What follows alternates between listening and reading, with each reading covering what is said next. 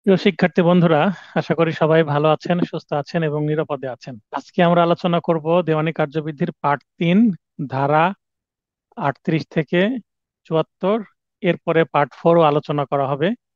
তবে গত ক্লাসে শেষের দিকে একটি এমসিকিউ দেখানোর ইচ্ছা ছিল, আজকে সেটা দেখিয়ে দিই।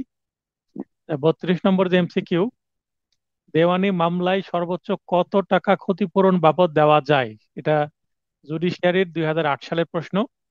তো এখানে দেখেন, পূর্বের উত্তর ছিল ক, ধারা 35A থেকে প্রশ্নটি এসেছিল 20,000 টাকা পূর্বের উত্তর, কিন্তু বর্তমান উত্তর দেওয়ানি কার্যবিধি সংশোধনী 2025 অনুসারে সঠিক উত্তর হবে 50,000 টাকা। আমার নোটের ভিতরেও সেটা 20,000 কেটে 50,000 করা হয়েছে, এবং এখানেও কিন্তু আমি দেখিয়ে দিয়েছি, ব্যাখ্যা সহ দিয়ে দিয়েছি এই এমসিকিউটা।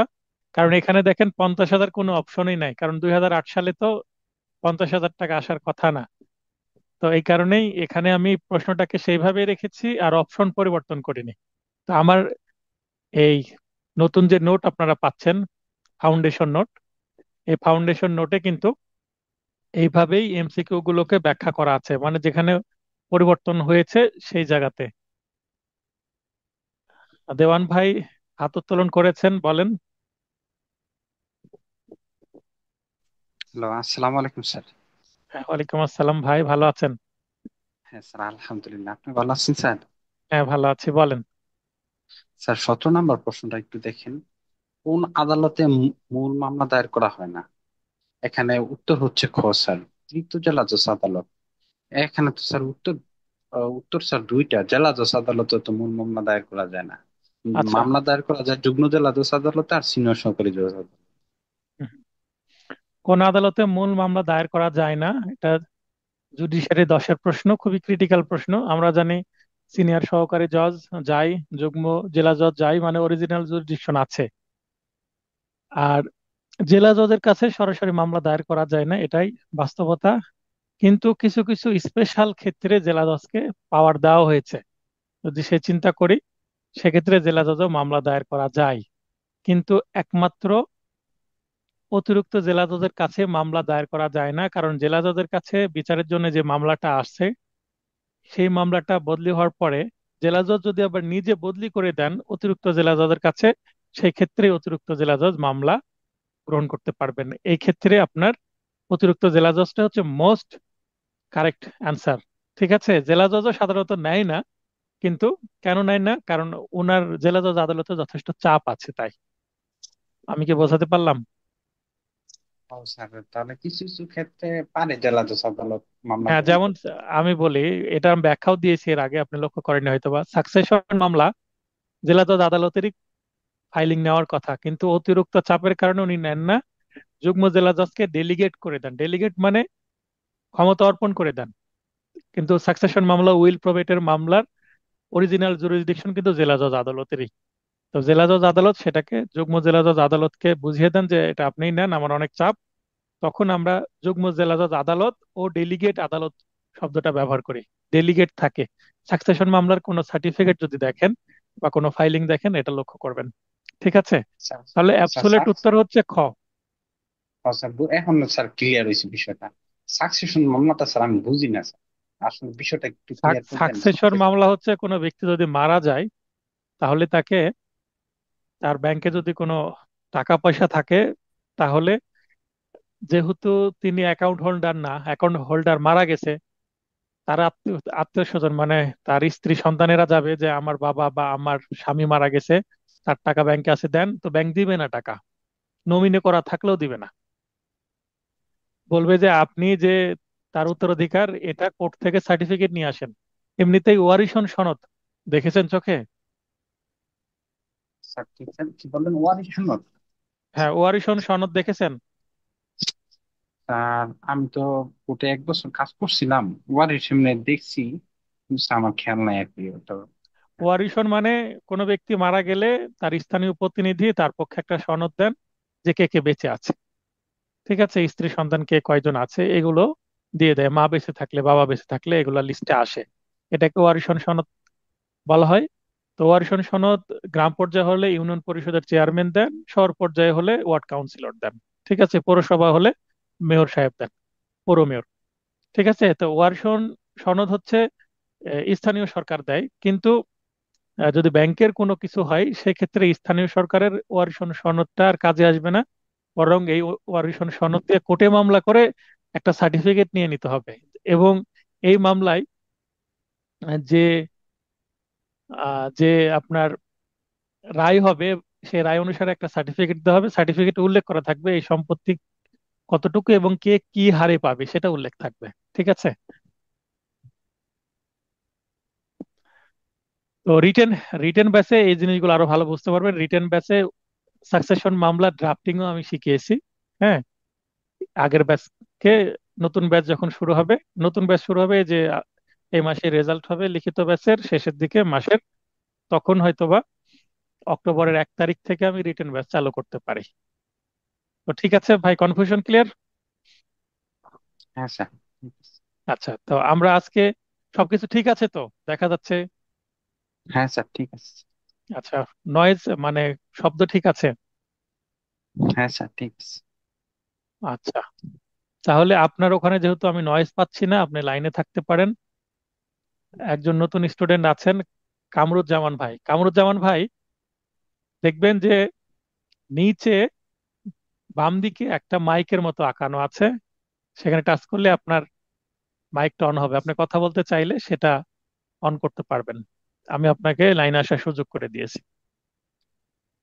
আচ্ছা, আশা করি আপনি শুনতে পাচ্ছেন। আসসালামু আলাইকুম স্যার। হ্যাঁ, ওয়ালাইকুম আসসালাম। জি স্যার, আমি এখন শুনতে হ্যাঁ, পাচ্ছি স্যার। আমি হ্যাঁ, ভেবেছিলাম হয়তো সাউন্ড আসছে না। এখন না ঠিক আছে আমি স্যার। আমি ক্লাস শুরু করার পর সাধারণত 3-4 মিনিট ডিলে করি, কারণ অনেকে ক্লাসে আসতে দেরি করে, জি বুঝেননি? স্যার, রেডি হচ্ছে। জি, বুঝতে পারছি আবার স্যার। আবার এটা হয় অনলাইন তো, এটা তোর ক্লাসরুমে প্রবেশ করছে না, এটা অনলাইনে প্রবেশ জি করতে অনেকের নেট স্লো, ডিলে হয়। এই কারণে জি অন্তত স্যার, বুঝেছি। এইভাবে ক্লাস শুরু করে এই এই অবস্থায় থাকি আমি, কথাও বলি না, ভিডিও দিই না, আমিও নিজে প্রস্তুত হই। তো এটাই সিস্টেম। ঠিক আছে, তো প্রথম দিনে আপনার সফলভাবে ক্লাসে আসতে পেরেছেন, দ্রুত লাইনে আসতে পারলেন, যদি নয়েজ না থাকে থ্যাংক ইউ লাইনে স্যার। থাকতে পারেন। আর আর আমারও স্যার আজকে অনলাইনের জগতে প্রথম ক্লাস আর কি স্যার। এই সব মিলে প্রথম আচ্ছা, ক্লাস আজকে। তো থ্যাংক ইউ স্যার, অনেকে আপনি ক্লাস জি চালু করেন স্যার। আপনি যদি ওখানে নয়েজ না হয়, কোনো পড়ানো অবস্থায় কোনো জায়গায় না, মিউট করে কনফিউশন দিচ্ছি হয়, স্যার। আমি না আচ্ছা মিউট করে দিচ্ছি স্যার। না আপনি থাকেন, সমস্যা নাই, মিউট জি করার ঠিক দরকার আছে। নাই। আশেপাশে কথা বললে মিউট করবেন। আর জি স্যার। পড়তে গিয়ে কোনো জায়গায় যদি কনফিউশন হয় সঙ্গে সঙ্গে বলবেন, স্যার এত ধারা বুঝলাম না, বা এই শব্দটা বুঝলাম না। ছোট্ট একটা জি শব্দও ঠিক যদি আছে। না বোঝেন প্রশ্ন করবেন। মনে করেন যে আপনারা সবাই ক্লাস 5-এ পড়েন, প্রাইমারি স্টুডেন্ট, আইন জি জানতে হবে একেবারে ডিপ লেভেলে, কোনো কনফিউশন রাখা যাবে না। আপনারা শিখতে এসেছেন, প্রশ্ন করবেন, কোনো সমস্যা নাই, প্রশ্ন যত করবেন তত ক্লিয়ার হবে। ধারা 38 থেকে শুরু করছি। ডিক্রি জারির ক্ষমতা। ডিক্রি প্রদান করে আদালত ডিক্রি জারি করতে পারবেন, মানে যে আদালতে মামলা হলো, ওই আদালতে রায় হলো, ওই আদালতের রায়ের ডিক্রি তৈরি হলো, তো যেই আদালত ডিক্রি দিলেন তিনি ডিক্রি জারি করতে পারবেন। এটা হচ্ছে প্রথম কথা। দ্বিতীয়ত, ডিক্রি জারির জন্য যে আদালতে ডিক্রিটি প্রেরণ করা হবে, মনে করেন যে ওই যে জেলা জজ আদালত মামলা অনেক চাপ হয়ে গেলে অতিরিক্ত জেলা জজকে যেমন দেয়, তেমনই মনে করেন কোন সহকারী জজ বা সিনিয়র সহকারী জজ বা যুগ্ম জেলা জজ যে আদালতেই মামলা ডিক্রি হোক না কেন, তো উনার আদালতে যদি অনেক চাপ থাকে তাহলে তিনি কি করতে পারেন, এই ডিক্রিটা ট্রান্সফার করে দিতে পারেন অন্য একটা সময় এখতিয়ার সম্পন্ন আদালতে। মনে করেন আমাদের রাজশাহীতে প্রতিটা থানার জন্য আলাদা আলাদা সহকারী জজ আছে, পুঠিয়া সহকারী জজ, দুর্গাপুর সহকারী জজ। তো দুর্গাপুর সহকারী জজে একটা কি হলো, মামলা ডিক্রি হলো, ওনার অনেক চাপ মামলার, তো উনি ডিক্রি করার পরেই অনুরোধ করে পাঠালেন অন্য একটা কোর্টে। পুঠিয়া কোর্ট দুর্গাপুরে পাঠাতে পারে, দুর্গাপুর কোর্ট পুঠিয়ায় পাঠাতে পারে। চারঘাট আছে, বাঘা আছে, বাগমারা আছে, অনেকগুলো জেলা মানে থানা আছে। আপনাদের যে এলাকা আছে সেখানেও নিশ্চয়ই থানা একাধিক আছে। তো এক থানার মামলা ডিক্রি হওয়ার পর অন্য থানায় জারির জন্য অনুরোধ করতে পারে যদি চাপ থাকে। অনেক সময় চার্জের কোর্ট হয় না, মনে করেন এক কোর্ট ছুটিতে আছে, তার কাজটা অন্য কোর্ট করে দেয়, ঠিক এরকম। এরপরে 46, ডিক্রি জারির অনুরোধ। এই যে একটু আগে আমরা বললাম যে ডিক্রি জারির জন্য অন্য কোর্টে পাঠাতে হবে, তখন অন্য কোর্টে পাঠাতে হলে তার অর্ডার করতে পারবে না, বলবে একটু আহ তারা তো কলিগ। মনে করেন সহকারী জজ দুর্গাপুর থানার, সহকারী জজ পুঠিয়া থানা, তারা কলিগ না পরস্পর? তো এক কলিগ আরেক কলিগকে পাঠিয়ে দিলেন যে ভাই এটা একটু করে দেন, বা আপু এটা একটু করে দেন। বা তাদের নিজেদের যে ল্যাঙ্গুয়েজ, যদি তারা ক্লাসমেট হয় তুই তো করেও চলতে পারে, কোনো প্রবলেম। তো দোস্ত এটা করে দিও, আমি তো ছুটিতে থাকবো, বা আমি তো অনেক চাপে আছি, আমি 5টা মামলা ডিগ্রি পাঠালাম, এটা এক্সিকিউশন করে দিও। তো এইভাবে তাদের ল্যাঙ্গুয়েজে তারা বললো, কিন্তু অবশ্যই অফিসিয়াল একটা কি থাকবে, অর্ডার থাকবে। অফিসিয়াল অর্ডারের চিঠির মাধ্যমে পাঠিয়ে দেবেন এবং মামলার কপি ডিক্রি সহ পাঠিয়ে দেবেন। তো এই যে পাঠিয়ে, এটা কিন্তু অফিসিয়ালি এটাকে অনুরোধ করতে হবে, এবং সিআরপিসির ভাষা, সিপিসির ভাষা বলা হচ্ছে এই অনুরোধ পত্রকে প্রিসেপ্ট। 2020 সালে প্রশ্ন আসছিল যে এই কে ডিক্রি জারি করতে পারে, দেখেন গাঢ় করা আছে, হ্যাঁ। 38, 39 দুইটাই কিন্তু কি করা আছে, দেখেন এখানে শ্যাডো করা আছে, এই জায়গায় শ্যাডো করা আছে, তার মানে এখান থেকে প্রশ্ন এসেছে, 2020 সালে এসেছিল।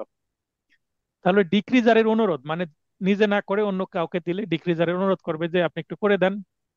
তাহলে ডিক্রিদারের আবেদন ক্রমে যে ডিক্রি পেল সে ডিক্রিদার বা ডিক্রি হোল্ডার, প্রথম ক্লাসে আমি বলেছিলাম, যেটা সন্ধ্যাতে ভিডিও দিয়ে দিয়েছি। তো ডিক্রি প্রদানকারী আদালত, মনে করেন একটা মামলায় মিস্টার রহিম ডিক্রি পেয়েছেন। তো মিস্টার রহিম যে কোর্টে ডিক্রি পেয়েছেন সেই কোর্টে আবেদন করলো, স্যার আমি তো জমি দখল উদ্ধারে মামলা করেছি, আমি ডিক্রিও পেলাম, কিন্তু জমি তো বিবাদী আমাকে দেয় না। তখন ডিক্রি জারি করতে হবে, তো আদালতে দরখাস্ত দিতে হবে যে আমাকে আমার সম্পত্তিটা বাস্তবে নিয়ে দেন। আমি কাগজ নিয়ে কি করব? ডিগ্রি পেলাম মানে কাগজে লিখে দিল আমাকে, কিন্তু বাস্তবে আমার সম্পত্তি তো পেতে হবে। এটাকে জারি বলে, বাস্তবে পাওয়াটা হচ্ছে জারি।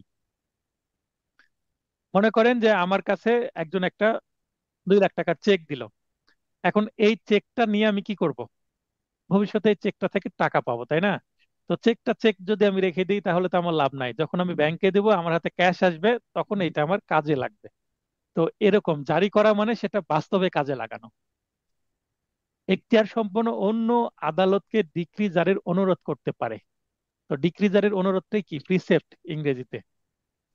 জারিকারী আদালত দেনদারের সম্পত্তি ক্রোক করতে পারে। এখন যে সম্পত্তিটা নিয়ে মামলা, সেই সম্পত্তিটা ক্রোক করে বিবাদীর কাছ থেকে নিয়ে, বিবাদী যদি ডিক্রি হয়ে যায়, আবার একটা কিছু শব্দের সাথে পরিচয় করে দিই।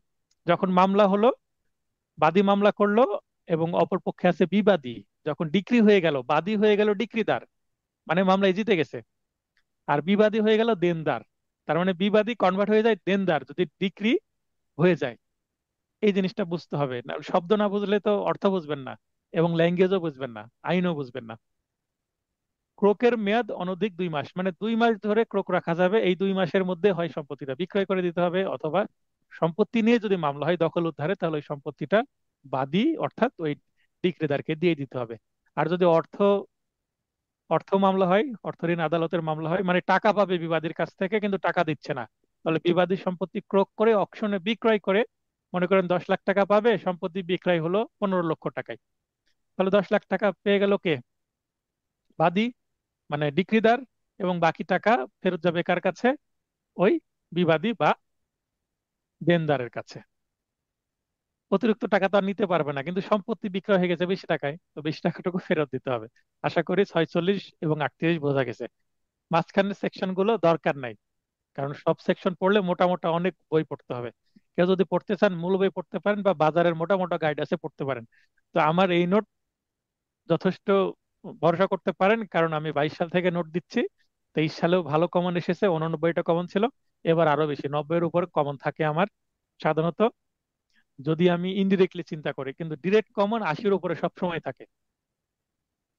তাহলে 80% যদি প্রশ্ন আপনি কমন পান, তাহলে পাশ আপনার আটকাবে না। কিন্তু আপনাকে শুধু আমার নোটের এমসিকিউ পড়লে হবে না, আপনাকে এই যে এখানে যেগুলো আলোচনা করেছি এগুলো ডিপলি পড়তে হবে, বুঝতে হবে, যেন ঘুরে ফিরে প্রশ্ন আসলে পারেন। হ্যাঁ, মার্জুনা বেগম প্রশ্ন করতে চাচ্ছেন, লাইনে আসেন। ধারা 48, কতিপয় ক্ষেত্রে তামাদির মেয়াদের শেষে। হ্যাঁ আপু বলেন। স্যার, ক্রুকের মেয়াদ অনধিক 2 মাস, এটা বুঝি নাই। মনে করেন যে বিবাদীর সম্পত্তি আছে, ওই সম্পত্তিটা ক্রোক করা, ক্রোক শব্দের অর্থ কি? আদালতে দায়িত্বে নিয়ে নেওয়া, মানে দখলে আছে বিবাদীর বা দেনদারের, ওই সম্পত্তিটা আদালত দখলে নিবে, দখলে নিয়ে আদালত ক্রোক করে রাখবে। সর্বোচ্চ ওই ক্রোক করা থেকে 2 মাস পর্যন্ত আদালত রাখতে পারবে। এই 2 মাসের মধ্যে সিদ্ধান্ত নিতে হবে যে এটা ক্রোক মুক্ত করে দিবে কিনা। বিবাদী যদি টাকা দিয়ে দেয়, টাকার মামলা যদি হয়, 10 লাখ টাকা দিয়ে দিলে তাহলে বিবাদীকে টাকা দিয়ে ওই সম্পত্তি দিয়ে দিবে। তার মানে 2 মাসের মধ্যে সিদ্ধান্ত নিতে হবে, ক্রোক করে ঝুলিয়ে রাখা যাবে না। ক্রোক করে রাখা মানে আদালতের দায়িত্বে নেওয়া। কোনো রিসিভার নিয়োগ করতে পারে যে এটা বাদীরও না বিবাদীরও না, এবার রিসিভার এটা দখল করে থাকবে। বুঝতে পারলেন? জি স্যার। আসসালামু আলাইকুম। মনে কর মনে করেন যে একটা জিনিস আমি ধরে আছি, এটা 2 মাস পর্যন্ত ধরে থাকতে পারবো। আদালত অন্যের সম্পত্তি, সেটা দেনদার হোক জারি হোক, 2 মাস পর্যন্ত ক্রোক করা যায়। এই যে 2 মাস, এই এই সংখ্যাটা মনে রাখবেন, কারণ এটাই আসবে পরীক্ষায়, কারণ সংখ্যা ক্রোক বেশি মানে আসে। দায়িত্ব না? ক্রোক তো দায়িত্ব না? ক্রোক শব্দের অর্থ অন্যের সম্পত্তি। ক্রোক করা বোঝেন না? ক্রোক করার অর্থ বোঝেন না? জি যদি স্যার, খুব। ক্রোক ক্রোক করা যদি আমি ইয়াতে বলি, ক্রিমিনাল মামলায় বাজেয়াপ্ত করা, জব্দ করে নেওয়া। এবার বুঝেছেন? জি স্যার। সিভিলের ক্ষেত্রে ক্রোক বলে, আর ক্রিমিনালের ক্ষেত্রে বলে হচ্ছে বাজেয়াপ্ত করা, ফরফেসার। আর সিভিলের ক্ষেত্রে হচ্ছে অ্যাটাচমেন্ট। শব্দগুলো ইংলিশ বাংলা উভয় জানতে হবে। আমি গতকাল রাত্রে কিন্তু একটা পিডিএফ দিয়ে দিয়েছি এই শব্দগুলোর সাথে বাংলা ইংলিশ উভয় জানার জন্য। কতিপয় ক্ষেত্রে তামাদির মেয়াদ শেষে ডিক্রি জারি বারিত, মানে এই ডিক্রি জারি করার জন্য তামাদির মেয়াদ আছে। আপনি ডিক্রি পেলেন, নিয়ে বসে আছেন, সম্পত্তি হাতে পাননি, কিন্তু আদালতকে জানাননি, দরখাস্ত দেননি, তাহলে কিন্তু আপনি পরে আর ডিক্রি জারি করতে পারবেন না। তার মানে নিষেধাজ্ঞা ডিক্রি ব্যতীত, নিষেধাজ্ঞা ডিক্রির ক্ষেত্রে সেটা জারি করার জন্য আনলিমিটেড তামাদির মেয়াদ আছে, মানে তামাদিতে বারিত হয় না। আর জারি মামলা দায়েরের সাধারণ যে মেয়াদ সেটা হচ্ছে 12 বছর। মানে 12 বছরের মধ্যে একটা ডিক্রি পেলেন, এই ডিক্রি জারি করতে হবে। এটা হচ্ছে মূল বক্তব্য। আর দেনাদার যদি প্রতারণা করে বা ডিক্রি জারিতে বাধা সৃষ্টি করে, তাহলে 12 বছরের পরেও জারির দরখাস্ত করা যাবে, এবং আপনাকে ব্যাখ্যা দিতে হবে যে হ্যাঁ, দেনাদার আমাকে প্রতারণা করে এই 12 বছর এর মধ্যে দরখাস্ত করতে দেয়নি, বা আমি দরখাস্ত করতে গেছি, আমাকে বাধা সৃষ্টি করেছে। 51, ডিক্রি জারি কার্যকরের ক্ষমতা। আদালত ডিক্রিদারের আবেদন ক্রমে, ডিক্রিদার যদি আবেদন না করে, যার মাথা ব্যথা সেই তো ব্যবস্থা নিবে। আমার মাথা ব্যথা, আমাকে ওষুধ খেতে হবে, অথবা আমাকে মাথায় বাম লাগাতে হবে। তার মানে যে মামলা করেছে সে ডিক্রি পেলে সেই তো বারবার আদালতকে আবেদন করবে, তাই না? ডিক্রিদারকে নালিশি সম্পত্তি অর্পণ, 51 ধারায় দেখেন। আমরা এসআর অ্যাক্ট পড়েছিলাম। এসআর অ্যাক্টের 5 ধারাতে এসআর অ্যাক্ট কি কি কাজ করে সেটা বলা ছিল। তো এখানে 51 ধারায় সেই কাজগুলোকে দেখেন, অনেকটা মিল আছে। ডিক্রিদারকে নালিশি সম্পত্তি অর্পণ মানে ওই বিবাদীর কাছ থেকে সম্পত্তি নিয়ে বাদীকে দিয়ে দিবে। ক্রোক সহ বা ক্রোক ছাড়া নিলামে বিক্রয়, কোনো সম্পত্তি ডিরেক্ট নিলামে বিক্রয় করতে পারে, অথবা ক্রোক করার পরে কিছুদিন অপেক্ষা করে প্রপারলি নিলামে বিক্রয় করতে পারে। মানে ডিরেক্ট নিলাম, ক্রোকের পরে নিলাম, দুইটাই করা যায়। দেনাদারকে গ্রেপ্তার ও দেওয়ানি কারাগারে আটক। দেনাদার যেমন মনে করেন খোরপোশ এবং দেনমোহরানার মামলায়, পারিবারিক মামলা যেটা, যদি কেউ মামলা করে তার হাজবেন্ডের বিরুদ্ধে, তাহলে সে যদি তার দেনমোহর এবং খোরপোশ, তার এবং সন্তানের যদি সন্তান থাকে, নিয়মিত যদি পরিশোধ না করে, তাহলে তার নামে কি হবে, ওয়ারেন্ট হয়ে যাবে। এবং ওয়ারেন্টের মাধ্যমে, ওয়ারেন্ট মানে গ্রেপ্তারি পরোয়ানা, তো গ্রেপ্তারি পরোয়ানা যখন হয়ে যাবে, ওয়ারেন্ট অফ অ্যারেস্ট, তো সেটা মূলে ওই দেনাদারকে ধরবে যে আপনি কেন টাকা দিচ্ছে না। টাকা না দিলে কিন্তু কি করবে, যেদিন ধরবে জেলখানায় দিয়ে দিল, সে আবার টাকা দিয়ে কি নিতে পারবে, জামিন নিতে পারবে। আর না হলে তাকে কি করে দেওয়া হবে, দেওয়ানি কারাগারে আটক রাখা যাবে। দেওয়ানি কারাগারে সাধারণত সর্বোচ্চ 6 মাস আটক রাখা যায়, সেটা আমরা দেখবো, আইনে আছে। তত্ত্বাবধায়ক বা রিসিভার নিয়োগের মাধ্যমে, রিসিভার নিয়োগের কথা আমরা এসআর অ্যাক্টের 44 ধারায় পড়লাম, সেটা কিন্তু এখানে রিপিট হচ্ছে। কেন রিপিট হচ্ছে? কারণ সেটা হচ্ছে মূল আইন ছিল, এবং এটা হচ্ছে পদ্ধতিগত আইন, এবং সেটাও সিভিল, এটাও সিভিল, তাই ওভারল্যাপিং হবে, একই জিনিস। অত্র কার্যবিধির অন্য কোনো পদ্ধতিতে, দেখেন যে অত্র কার্যবিধি বলতে দেওয়ানি কার্যবিধির কথা বলা হচ্ছে, যে এই ওপরে 4 প্রকারে যদি কোনো আহ, জারি কার্যকর করা যায়, বা এর বাইরেও যদি কোনো সিচুয়েশন এরকম হয় যে এই 4 প্রকার দিয়ে হচ্ছে না, সিচুয়েশন এরকম, তখন আদালত যেটা ভালো মনে করে অন্য কোনো পদ্ধতি উপযুক্ত, যা প্রতিকার প্রদানের জন্য উপযুক্ত, এমন একটা কাজ করতে হবে, তাহলে গা জারি হবে, তাহলে সেটা আদালত করতে পারে। ধারা 54, সম্পত্তি বাটোয়ারা অথবা অংশ বিভাজনের ক্ষমতা। আমরা এই যে এজমালি সম্পত্তি মানে যৌথ মালিকানাধীন সম্পত্তি, বাবা মারা গেছে, ভাইয়েরা বোনেরা ঝামেলা করে, তো এইটা বাটোয়ারা কে করতে পারবে? কালেক্টর বা গেজেটেড কর্মকর্তা সম্পত্তি বাটোয়ারা অথবা অংশ বিভাজন করতে পারবেন। এটা হচ্ছে রিসিভারের ক্ষমতার কথা বলা হচ্ছে, যাকে রিসিভার নিয়োগ করা হয়েছে। এগুলো কিন্তু আমরা কোথায় পাবো? আদেশ এবং বিধিগুলোতে আরো ডিটেলে পারবো। আর এখানে কিন্তু কি দেওয়া আছে? মূলনীতিগুলো দেওয়া আছে, মানে ব্রিফ করা আছে আইনকে। যদি আমরা মুসলমান হিসাবে কোরআন শরীফ এবং হাদিসের সাথে তুলনা করি, তাহলে কোরআন শরীফে সূরা আছে কাব্যগ্রন্থের মতন, সেখানে কাব্যিক ভঙ্গিতে দেওয়া আছে। কোরআন শরীফ কিন্তু একটা কাব্যগ্রন্থের মতন, সেখানে অসংখ্য সূরা আছে। সূরা আরবি কথা, সূরা শব্দের অর্থ কিন্তু ইতিহাস বা হিস্ট্রি। তো এখানে হিস্ট্রি আকারে কিন্তু তুলে দেওয়া হয়েছে, তার মানে এটা একটা ঐতিহাসিক কাব্যগ্রন্থের মতন এই স্টাইলে লেখা এই কোরআন শরীফটা। তো কোরআন শরীফে কিন্তু ব্যাখ্যা করা কম থাকে, জাস্ট মূল যে কোড বা বক্তব্য সেটাই থাকে। আর এটার ব্যাখ্যা আমরা কোথায় পাই? হাদিসের মধ্যে। তো তেমনি এই ধারাগুলোতে মূল বিধান আছে, আর যে আদেশ এবং বিধিগুলো আছে এই আইনের পরবর্তী পার্টে, সেখানে কিন্তু বিস্তারিত আছে। এই বিষয়টা মাথায় রাখতে হবে, তাহলে কিন্তু আইনটা সহজ মনে হবে। একই জিনিস রিপিট হবে। যেমন 26 ধারায় আমরা দেখলাম যে কিভাবে মামলা দায়ের করতে হয় আরজি দাখিলের মাধ্যমে, এই বিষয়টাও কিন্তু আমরা কোথায় পাবো? আদেশে। কিন্তু সেখানে আরো ডিটেলে আরজিতে কি কি থাকবে, ডিটেল মানে সেগুলো পড়লে আইনজীবীরা বুঝতে পারবে কি কি ব্যবহার করে আরজি লিখতে হবে, এবং আরজির ফরম্যাট কেমন হবে, এবং আরজিটা দাখিল করব কি করে। তার মানে আদালত এবং অ্যাডভোকেটদের জন্য খুবই অনুসরণীয় বিধানগুলো থাকবে কোথায়? আদেশ এবং বিধিতে। ধারা 55, গ্রেপ্তার ও আটক। গ্রেপ্তারের আদেশদানকারী আদালতে দেনদারকে হাজির করা হলে উক্ত জেলার জেলে আটক বা স্থান সংকলন না হলে, স্থান সংকলন না হলে মানে জায়গা হচ্ছে না, জেল ভরে গেছে, সেক্ষেত্রে মনে করেন যে রাজশাহী জেলার একটা দেনদার বা একজন ব্যক্তি যাকে অ্যারেস্ট করে রাজশাহী সেন্ট্রাল জেলে রাখা হয়েছে, সেখানে জায়গা হচ্ছে না, তো বলবে ঠিক আছে পার্শ্ববর্তী কোনো জেলায় পাঠিয়ে দেওয়া হোক, যদি জায়গা হয় নাটোর বা চাঁপাই নবাবগঞ্জ। এটা সরকার করতে পারবে। গ্রেপ্তারের জন্য রাতে বাসগৃহে প্রবেশ করা যাবে না। সাধারণত কোনো ডিক্রি জারির জন্য বা সিভিল মামলার ক্ষেত্রে কিন্তু গ্রেপ্তারের জন্য রাত্রে যাওয়া হয়, যাওয়া নিষেধ আছে। কিন্তু বাস্তবে আমি দেখেছি যে রাত্রেও পুলিশ যায় মামলায়। কেন যাবে না? কারণ অনেক চালাক আছে বিবাদী, যে রাত্রে না গেলে তাকে পাওয়া যাবে না দিনে।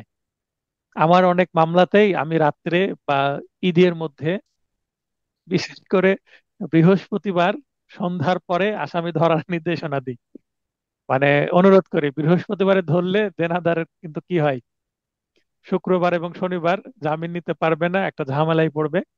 এবং দীর্ঘদিন টাকা দেয় না, এরকম যদি হয় ঈদের মধ্যে ধরার ব্যবস্থা করি। ঈদের সময় ছুটিতে আসে বাসায়, ঈদের 2-1 দিন আগে ধরলাম ঈদের ছুটির মধ্যে, তাহলে ঈদের যে আনন্দ তার নষ্ট হয়ে যাবে এবং জেলখানায় থাকবে, এই ভয়ে সে টাকা দিয়ে দিবে।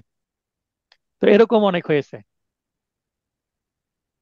56, টাকা বা অর্থের মোকদ্দমার ডিক্রি জারিতে।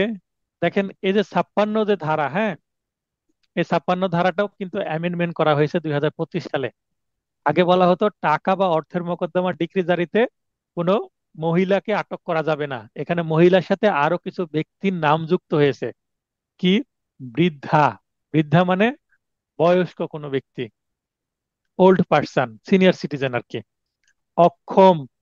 অক্ষম বলতে যার শারীরিক অক্ষম মানে অসুস্থ এরকম। গর্ভবতী কোনো মহিলা ও দুগ্ধদানকারী মহিলা মানে ব্রেস্ট ফিডিং মাদার, যার ছোট সন্তান আছে এবং বাচ্চাকে দুধ দিতে হবে। তো গ্রেপ্তার ও আটক করা নিষেধ। তাহলে টাকা বা অর্থের মামলায়, মানি শুটের মামলায় এই ব্যক্তিদেরকে গ্রেপ্তার করা যাবে না। আগে শুধুমাত্র লেখা ছিল মহিলা, এখন কিন্তু কি করা হয়েছে, অ্যামেন্ডমেন্ট করে এগুলো যুক্ত করা হয়েছে।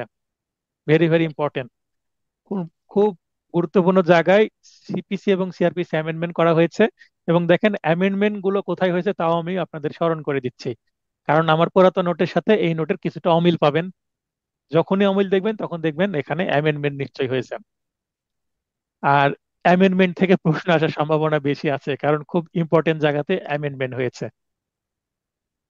58, দেওয়ানি জারি মামলায় একজন দেনদার বা দায়িককে, আচ্ছা দেনদার দায়িক ডিক্রি ডেপ্টর একই কথা, সর্বোচ্চ 6 মাস দেওয়ানি কারাগারে আটক রাখা যাবে। অলরেডি আমি বলে দিলাম এর আগে যে এই সিভিল মামলায় যার বিরুদ্ধে ডিক্রি হয়েছে তাকে ধরে নিয়ে এসে যেই কাজের জন্য ডিক্রি হয়েছে সে কাজে বাধ্য করার জন্য তাকে আটক রাখা যাবে। তো এই আটক কতদিন পর্যন্ত রাখা যাবে? Maximum 6 month. যদি ডিক্রির টাকার পরিমাণ 50 টাকার বেশি হয় তাহলে 6 মাস দেওয়া যাবে। এবং অন্যান্য ক্ষেত্রে মানে 50 টাকার যদি কম হয়, মানে অনধিক 50 টাকা, 50 টাকা বা তার নিচে হলে, যদি প্রশ্ন আসে 50 টাকা হয়, তাহলে কিন্তু 6 সপ্তাহের বেশি রাখা যাবে না। 6 সপ্তাহের বেশি রাখা যাবে না 50 টাকা বা তার নিচে হলে। আর 50 টাকা প্লাস মানে 15 প্লাস মানে কি 51 বা তার থেকে উপরে যাবে। 50 প্লাস মানে কিন্তু 50 বোঝায় না। অনধিক 50 বলতে 50 বা তার নিচে 49, 48 এরকম। তাহলে 49 টাকা, 48 টাকা, 50 টাকা পর্যন্ত 6 সপ্তাহ। আর 51, 52, 53 উপর দিকে যখন যাবে তখন 6 মাস। আচ্ছা, এরপরে এই যে 6 মাস হাজতে থাকলো, মানে সিভিল প্রাইজনে বা দেওয়ানি কারাগারে থাকলো, বা 6 সপ্তাহ যেটা থাকুক না কেন, এরপর আসামিকে অটোমেটিক মুক্তি দিয়ে দিতে হবে। তাই সে টাকা জমা দিক আর না দিক, জামিন না নিলেও মুক্তি দিতে হবে। মুক্তি দেওয়ার পরও যদি টাকা না দেয়, তাকে আবারও কি দেওয়া যাবে, নতুন করে আবার 6 মাসের দেওয়ানি কারাগারে দেওয়া যাবে। মানে যতদিন টাকা না দিবে ততদিন। কোনো খোরপোশ বা দেনমোহরের মামলায় বা মানি শুটের মামলায় কেউ যদি জেলে থাকে বা দেওয়ানি কারাগারে থাকে, সেক্ষেত্রে কিন্তু তার টাকার পরিমাণ 1 টাকাও কমবে না। কেউ যদি মনে করে, চেকের মামলাতেও কিন্তু এরকম হয়, চেকের মামলায় 1 বছরের কারাদণ্ড বা 6 মাসের কারাদণ্ড দিল বা 2 মাসের কারাদণ্ড দিল, এবং 1 লাখ টাকা চেকে উল্লেখিত টাকা কি করলো, ফাইন করলো। অনেকে মনে করে যে আমি এই 5 মাস জেল খেটে বের হয়ে আসবো, তাহলে আমার টাকা মনে হয় পরিশোধ হয়ে যাবে। 1 টাকাও পরিশোধ হবে না, জেল খাটাটা বাড়তি। তো এরকমই খোরপোশের দেনমোহরের ক্ষেত্রেই, খোরপোশ দেনমোহরের যে ডিক্রির পরিমাণ, ওই টাকা পরিশোধ করতে হবে। জেল খাটাটা কি হয়ে যাবে, বোনাস হয়ে যাবে। তার মানে জেল খাটার আগেই অল্প অল্প করে হলেও টাকা দিয়ে দেওয়া উচিত। সবচেয়ে ভালো হয় আপোষ করে নেওয়া, চেকের মামলা হোক, মানি শুট হোক, আর দেওয়ানি কোনো বা যে কোনো মামলায় আপোষ হলে সবচেয়ে ভালো। ধারা স্যার 59। স্যার আপনি যে বলেন। বললেন স্যার আপনি যে বললেন 6 সপ্তাহ জেল খাটার পরে আবার তাকে খাটানো যাবে একই একই হুম, অপরাধের কারণে। স্যার এটা করা আমি যাবে। বুঝলাম না বিষয়টা। মানে মনে করেন যে, মনে করেন, একবার তো সে জেল খাটলো হ্যাঁ 48 মনে করেন মানে মিস্টার রহিম এর বিরুদ্ধে তার স্ত্রী মামলা করেছে, 2 লক্ষ টাকা মোহরানা এবং প্রতি মাসে স্ত্রী সন্তান মিলে আরো 10,000 টাকা খরচ। আনোয়ার হোসেন ভাই, স্ক্রিনে দাগ দিবেন না। আপনার স্ক্রিনে দাগ দিলে এই দেখেন আমার স্ক্রিনে দাগ চলে আসবে। কেউ স্ক্রিনে দাগাদাগি করবেন না, দাগাদাগির এগুলো অপশনেই যাওয়ার দরকার নেই আপনাদের। তাহলে আমার সময় নষ্ট হবে, স্ক্রিনটা দেখতে খারাপ লাগবে। নিজে শোনেন। প্রশ্ন করার থাকলে রেজ হ্যান্ড আছে, দেখেন নিচে রিয়াকশন বাটন আছে, সেখানে গেলে রেজ হ্যান্ডের অপশন আছে। রেজ হ্যান্ড মানে হাত উত্তোলনের বিষয় আছে, সেখানে চাপ দিলে আপনি কথা বলতে পারবেন, আমি মাইক অন করার সুযোগ দিব। তাছাড়া অন্য কোনো ফাংশনে যাওয়ার দরকার নেই। কেউ যদি বারবার এরকম করেন তাহলে কিন্তু আমি তার লাইন কেটে দিব, তার মানে সে ক্লাস থেকে বের হয়ে যাবে। আচ্ছা, ভাইয়ের উত্তর দিই। মিস্টার রহিম এর বিরুদ্ধে মামলা হয়েছে 2 লাখ টাকার মোহরানা এবং স্ত্রী সন্তানের, একজন সন্তান আছে এবং স্ত্রী, 5 5 10,000 টাকা। তার মানে প্রতি মাসে 10,000 টাকা দিতে হবে এবং এই 2 লাখ টাকা দিতে হবে। এইভাবে ডিগ্রি হলো। এখন এই যদি আবার তালাক হয়ে যায়, 3 মাসের ইদ্যৎকালীন খোরপোশ আছে, সব মিলে মনে করেন ধরলাম যে তাকে টাকা দিতে হবে 3 লক্ষ টাকা, বকেয়া হয়ে গেছে মামলা চলতে চলতে। এই 3 লক্ষ টাকা যে দিতে হবে, এখন এই 3 লক্ষ টাকা সে যদি না দেয়, তাহলে তাকে কি দিতে পারে, 6 সপ্তাহ বা 6 মাস অনধিক। এখন যদি টাকার পরিমাণ বেশি হয়, তাও আদালত 3 মাস দিতে পারে, 6 সপ্তাহ মানে 6 সপ্তাহের বেশি দিতে পারবে না, বা 6 মাসের বেশি দিতে পারবে না, কম দিতে পারবে। আচ্ছা, যেটাই দিক, 2 মাস হোক 3 মাস হোক, যেটাই দিক দিল, ধরে নিলাম 3 মাসের জেল, দেওয়ানি কারাগার দিল। এই কারাগারে দেওয়ার পরে, কারাগারে দেওয়ার অর্থ কি, উদ্দেশ্যটা কি, লজিকটা কি? টাকা দিচ্ছে না, টাকা দিতে চাপ সৃষ্টি করা। কারাগারে গেল, সে 3 মাস পরে, যেহেতু 3 মাস মেয়াদ উত্তীর্ণ হয়ে গেছে, জেলখানায় কেন পাঠিয়েছে, যে এই মামলায় তাকে 3 মাসের দেওয়ানি কারাদণ্ড দেওয়া হলো, তাহলে 3 মাস পরে অটোমেটিক জেলার তাকে ছেড়ে দিতে বাধ্য হবে, কারণ সেখানে লিখাই আছে মেয়াদ 3 মাস। 3 মাস পর মেয়াদ তার পূরণ হয়ে যাবে, তাকে ছেড়ে দিবে, অতঃপর মুক্তি পাবে, যেটার মাধ্যমে আমি বলেছি।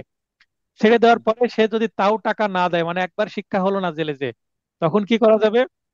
যদি ওই দেনদার যদি আবার দরখাস্ত দেয়, স্যার এই তো জেল খাটলো কিন্তু টাকা তো দেয় না, তখন তাকে আবার জেলে পাঠানো যাবে। আমি কি বোঝাতে পারলাম? হ্যাঁ স্যার, আবার 3 মাসের জন্য? 3 মাস দিতে পারে, 1 মাস দিতে পারে, 6 মাস দিতে পারে, আদালত সেটা সিদ্ধান্ত নেবে। ও, আটান্ন হ্যাঁ স্যার। ধারায় বলা আছে কত দেওয়া যাবে, ঠিক আছে? যেমন পেনাল কোডে আমরা শাস্তির মেয়াদ উল্লেখ করা আছে না, তেমনি 58 ধারায় এই দেওয়ানি কারাগার কতটুকু দেওয়া যাবে সেটার একটা নির্দেশনা দেওয়া আছে। ঠিক আছে, এই আইনের বাইরে যেতে পারবে না আদালত। এখন সে 6 মাস জেলেও যদি খাটে, তার 1 টাকাও কমবে না, ওই 3 লাখ টাকার 3 লাখ টাকাই দিতে হবে। জেল খাটার জন্য 1 টাকাও মাইনাস হবে না, কারণ মোহরানা খোরপোশ পাওয়া তার অধিকার, ধর্মীয় অধিকার।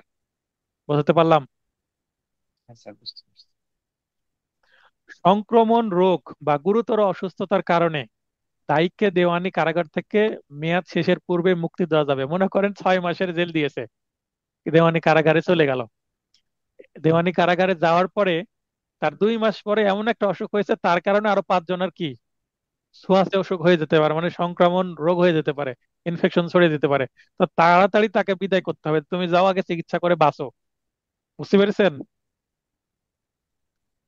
ধারা 60, সম্পত্তি ক্রয় ও বিক্রয়, ডিক্রি জারির ক্ষেত্রে কোনো মামলার ডিক্রি জারি করার জন্য সম্পত্তি ক্রয় করা যাবে, বিক্রয় করা যাবে, এটা আমরা দেখলাম 51-তে। কিন্তু কোন সম্পত্তি ক্রয় করা যায়, কোন সম্পত্তি ক্রয় করা যায় না, একটা লিস্ট আছে। কোথায়? 60 ধারায়। দেখেন, এই লিস্টটা সহজে বোঝার জন্য আমি কিন্তু কলাম করে দিয়েছি ডান বাম। আমার আগের নোটে এই কলামটা ছিল না, এই লেটেস্ট নোটে কলামটা আমি করেছি আপনাদের সুবিধার্থে। মানে আমার নোটটা আমি ধীরে ধীরে আরো ইমপ্রুভ করছি। নিজ নামে বা জিম্মাদারিতে যে সকল সম্পত্তি থাকে, অর্থাৎ যদি দেনাদারের বা বিবাদের নিজের নামে সম্পত্তি হয়, সেটাও ক্রয় করা যাবে, অথবা তার জিম্মাদারিতে থাকলেও কিন্তু ক্রয় করা যাবে। ক্রয় ও বিক্রয়যোগ্য মানে কোনগুলো ক্রয় করা যাবে বাম পাশে আছে, আর কোনগুলো যাবে না সেটা ডান পাশে। ক্রয় ও বিক্রয়যোগ্য যেমন জমি, মানে স্থাবর সম্পত্তি, বাসগৃহ, বাড়ি, দালান, মালপত্র, টাকা, ব্যাংকে টাকা থাকলে বা বাড়িতে যদি ডয়ারে টাকা থাকে সেটাও, ব্যাংক নোট, চেক, বিনিময় পত্র, হুন্ডি, অঙ্গীকার পত্র, ইমারত, সরকারি ঋণপত্র। ইমারত বলতে হচ্ছে বাড়ির যে দালান সেটা বাদ দিয়ে অন্যান্য। আচ্ছা, বাসগৃহ, দালান, ইমারত, এই আইনের মধ্যে আলাদা আলাদা শব্দ আছে বলে আমি আলাদা দিয়ে দিয়েছি। তো মনে করেন দালান ইমারত একই জিনিস, আছে আমি দিয়ে দিয়েছি। বন্ড, যেমন আমরা বন্ড কিনি না ব্যাংক থেকে, প্রাইস বন্ড, এই টাইপের অন্যান্য বন্ড থাকতে পারে। তারপরে আমরা ওই যে কি বলে, পারিবারিক সঞ্চয়পত্র, সঞ্চয়পত্র কিন্তু এক ধরনের বন্ড। কোম্পানির শেয়ার, কেউ কোম্পানিতে শেয়ার কেনে, বা আয় মানে তার নিয়মিত একটা ইনকাম আছে, আয় আছে, সেটা, এগুলো ক্রোক করা যাবে। আর কোনগুলো ক্রোক করা যাবে না সেগুলো একটু দেখে নেই। ক্রোকযোগ্য নয়, ক্রোক করাও যাবে না, বিক্রয় করাও যাবে না। প্রয়োজনীয় কাপড় চোপড় মানে তার বেঁচে থাকা। তো আমরা পড়ছিলাম যে কোনগুলো ক্রোক করা যাবে এবং কোনগুলো যাবে না। তো এই বাম পাশে গুলো ক্রোক করা যাবে, এবার আমরা পড়বো কোনগুলো ক্রোক করা যাবে না। নচিকেতা ভাইকে লাইনে আসার সুযোগ দিয়েছি, আপনি লাইনে আসতে পারেন। ভাই, সবকিছু ঠিক আছে? জি স্যার। আচ্ছা। জি স্যার, ঠিক আছে স্যার। তো প্রয়োজনীয় কাপড় চোপড়, আমরা মানুষ, সভ্য, তার মানে আমাদের পোশাক আশাক লাগবে নিজেদের বেঁচে থাকার জন্য। তো শীতের পোশাক সহ প্রয়োজনীয় যে কাপড় চোপড় যেগুলো লাগবে সেগুলা রাখতে হবে। এখন যদি কোনো নারীর আহ তার যে আলমিরা, আলমিরাতে যদি 20টা দামি দামি শাড়ি থাকে, তাহলে সেগুলো তো প্রয়োজনীয় না, তাহলে এই দামি শাড়িগুলো ক্রয় করা যাবে।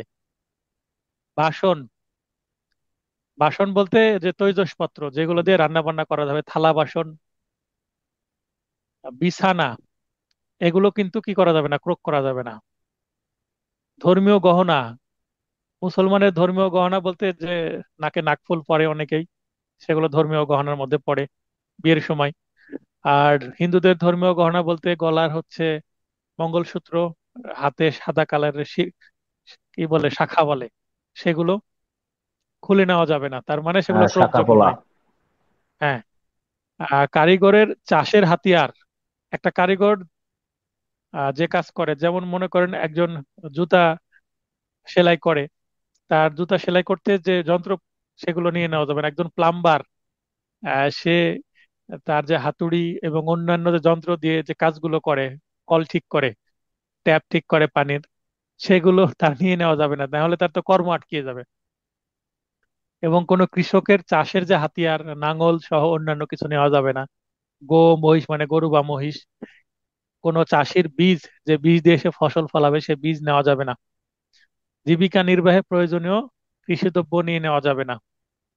আনুষঙ্গিক ভিটা সহ বাসগৃহ নিয়ে নেওয়া যাবে না। মানে 1 বিঘার উপরে বড় বাড়ি, তো বাড়ির একটা অংশ নিয়ে নেওয়া যাবে, কিন্তু যেই জায়গাটার জরুরি, মনে করেন একটু অংশ আছে, 1 কাঠার উপরে বাড়ি করে আছে, সেই সেই মানে শেষ বসত ভিটা, বসত সেটা শেষ ভিটা। সম্বলটুকু নিয়ে নেওয়া যাবে না। কিন্তু অনেক বড় যদি বাড়ি হয়, বাড়ির যদি বিভিন্ন পার্ট হয়, মনে করেন এই পাশে আছে, এক পাশে রাখলো, বাকিটুকু নিয়ে নিল, যদি বড় বাড়ি হয়।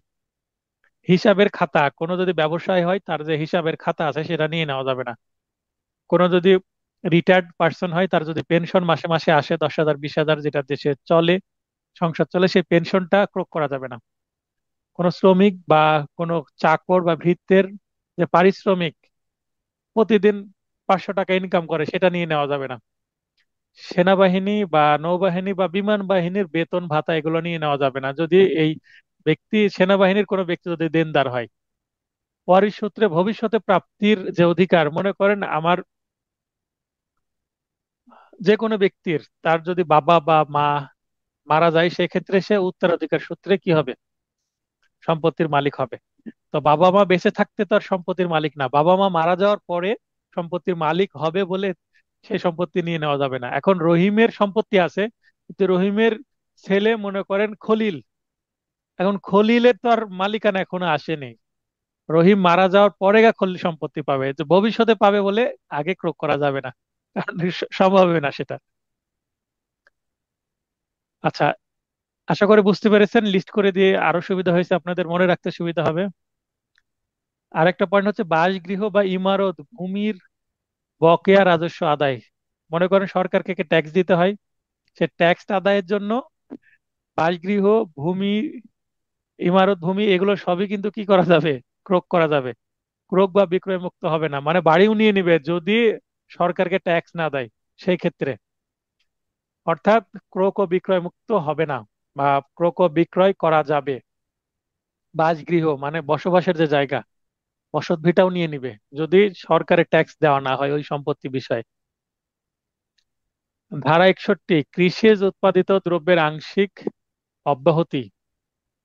মনে করেন কোনো ফসল হচ্ছে, সে ফসল 5 বিঘা সম্পত্তিতে ফসল ধান করেছে, এই 5 বিঘাতে মনে করেন 100 মণ কি হয়েছে, ধান হয়েছে। 100 মণের জন্য আহ, হ্যাঁ, মানে আগামী ফসল না আসা পর্যন্ত ক্রোক ও বিক্রয় করা যাবে না। কতটুকু, 100 বিঘা, মনে করেন 5 বিঘাতে 100 মণ যদি সম্পত্তি হয়, কথার কথা, 100 মণের মধ্যে তার যদি 1 বছরে 10 মণ লাগে তার খাওয়ার জন্য, এবং আর 1 মণ যদি তার বীজ হিসাবে লাগে পরের বছর চাষ করার জন্য, তাহলে 10 মণ নিজের খাওয়া, পরিবারের জন্য, এবং 1 মণ হচ্ছে বীজ, মানে সেটা দিয়ে তো আবার নেক্সট ধান ফলাবে। তো এই 11 মণ বাদে বাকি 89 মণ নিয়ে নেওয়া যাবে, ক্রোক করা যাবে। এটাই বলা হচ্ছে আংশিক অব্যাহতি। পুরোটা না নিয়ে কিছুটা রাখতে হবে, যেন খেয়ে পরে এবং পরবর্তী ফসলের জন্য রাখতে পারে বীজ হিসাবে। এটা ধান দিয়ে উদাহরণ দিলাম, যে কোনো ফসলের ক্ষেত্রে প্রযোজ্য। কি বলছেন বলেন? ধারা 74, ডিক্রি জারিতে বাধা প্রদান করে দণ্ড, মানে পানিশমেন্ট বা সাজা কি হবে, সাজা বা শাস্তি। ডিক্রি জারি করতে গেছে, মনে করেন একজনের সম্পত্তি ক্রোক করতে গেছে, বা একজনের সম্পত্তি বিক্রয় করতে গেছে নিলামে, বা একজনের সম্পত্তি রিসিভার নিয়োগ করতে গেছে, যেভাবেই ক্রোক করতে যাক না কেন, বা একজনকে ক্রোক করতে যে অ্যারেস্ট করতে হবে অ্যারেস্ট করতে গেছে, তো এই যে ডিক্রি জারির যে পদ্ধতি, সেই পদ্ধতি অ্যাপ্লাই করতে গিয়ে, প্রয়োগ করতে গিয়ে যদি বাধার সম্মুখীন হয় কে? যারা ডিক্রি জারি করতে যাবে, কোর্ট যে যাদেরকে প্রয়োগ নিয়োগ করতে করবে। যাবে। হ্যাঁ, সাধারণত অ্যাডভোকেট কমিশনের মাধ্যমে হয়, এক বা একাধিক অ্যাডভোকেট থাকে, ম্যাজিস্ট্রেট থাকতে পারে, তারপরে এখানে সার্ভেয়ার থাকতে পারে সরকারি, প্রয়োজনীয় মানে যে ধরনের সম্পত্তি সেক্ষেত্রে সেই ধরনের ব্যক্তিকে এখানে রাখানো হয়। কোনো ইউনিয়ন পরিষদের চেয়ারম্যান থাকতে পারে উপস্থিত। আর আদালত যদি বলে দেয় চেয়ারম্যানকে ছুটি, মানে একটা চিঠি দিয়ে যে আপনি একটু উপস্থিত থাকবেন, এই জিনিসটা এটা নেওয়া হবে এরকম। তো যারা যারা থাকবে তাদেরকে যদি ওই কাজটি করতে বাধা দেয়, তার মানে আদালতের আইন, মানে আদালতের যে নির্দেশনা বা আদেশ অমান্য করছে, তাই তাকে 30 দিন পর্যন্ত দেওয়ানি কারাগারে আটক রাখা যাবে।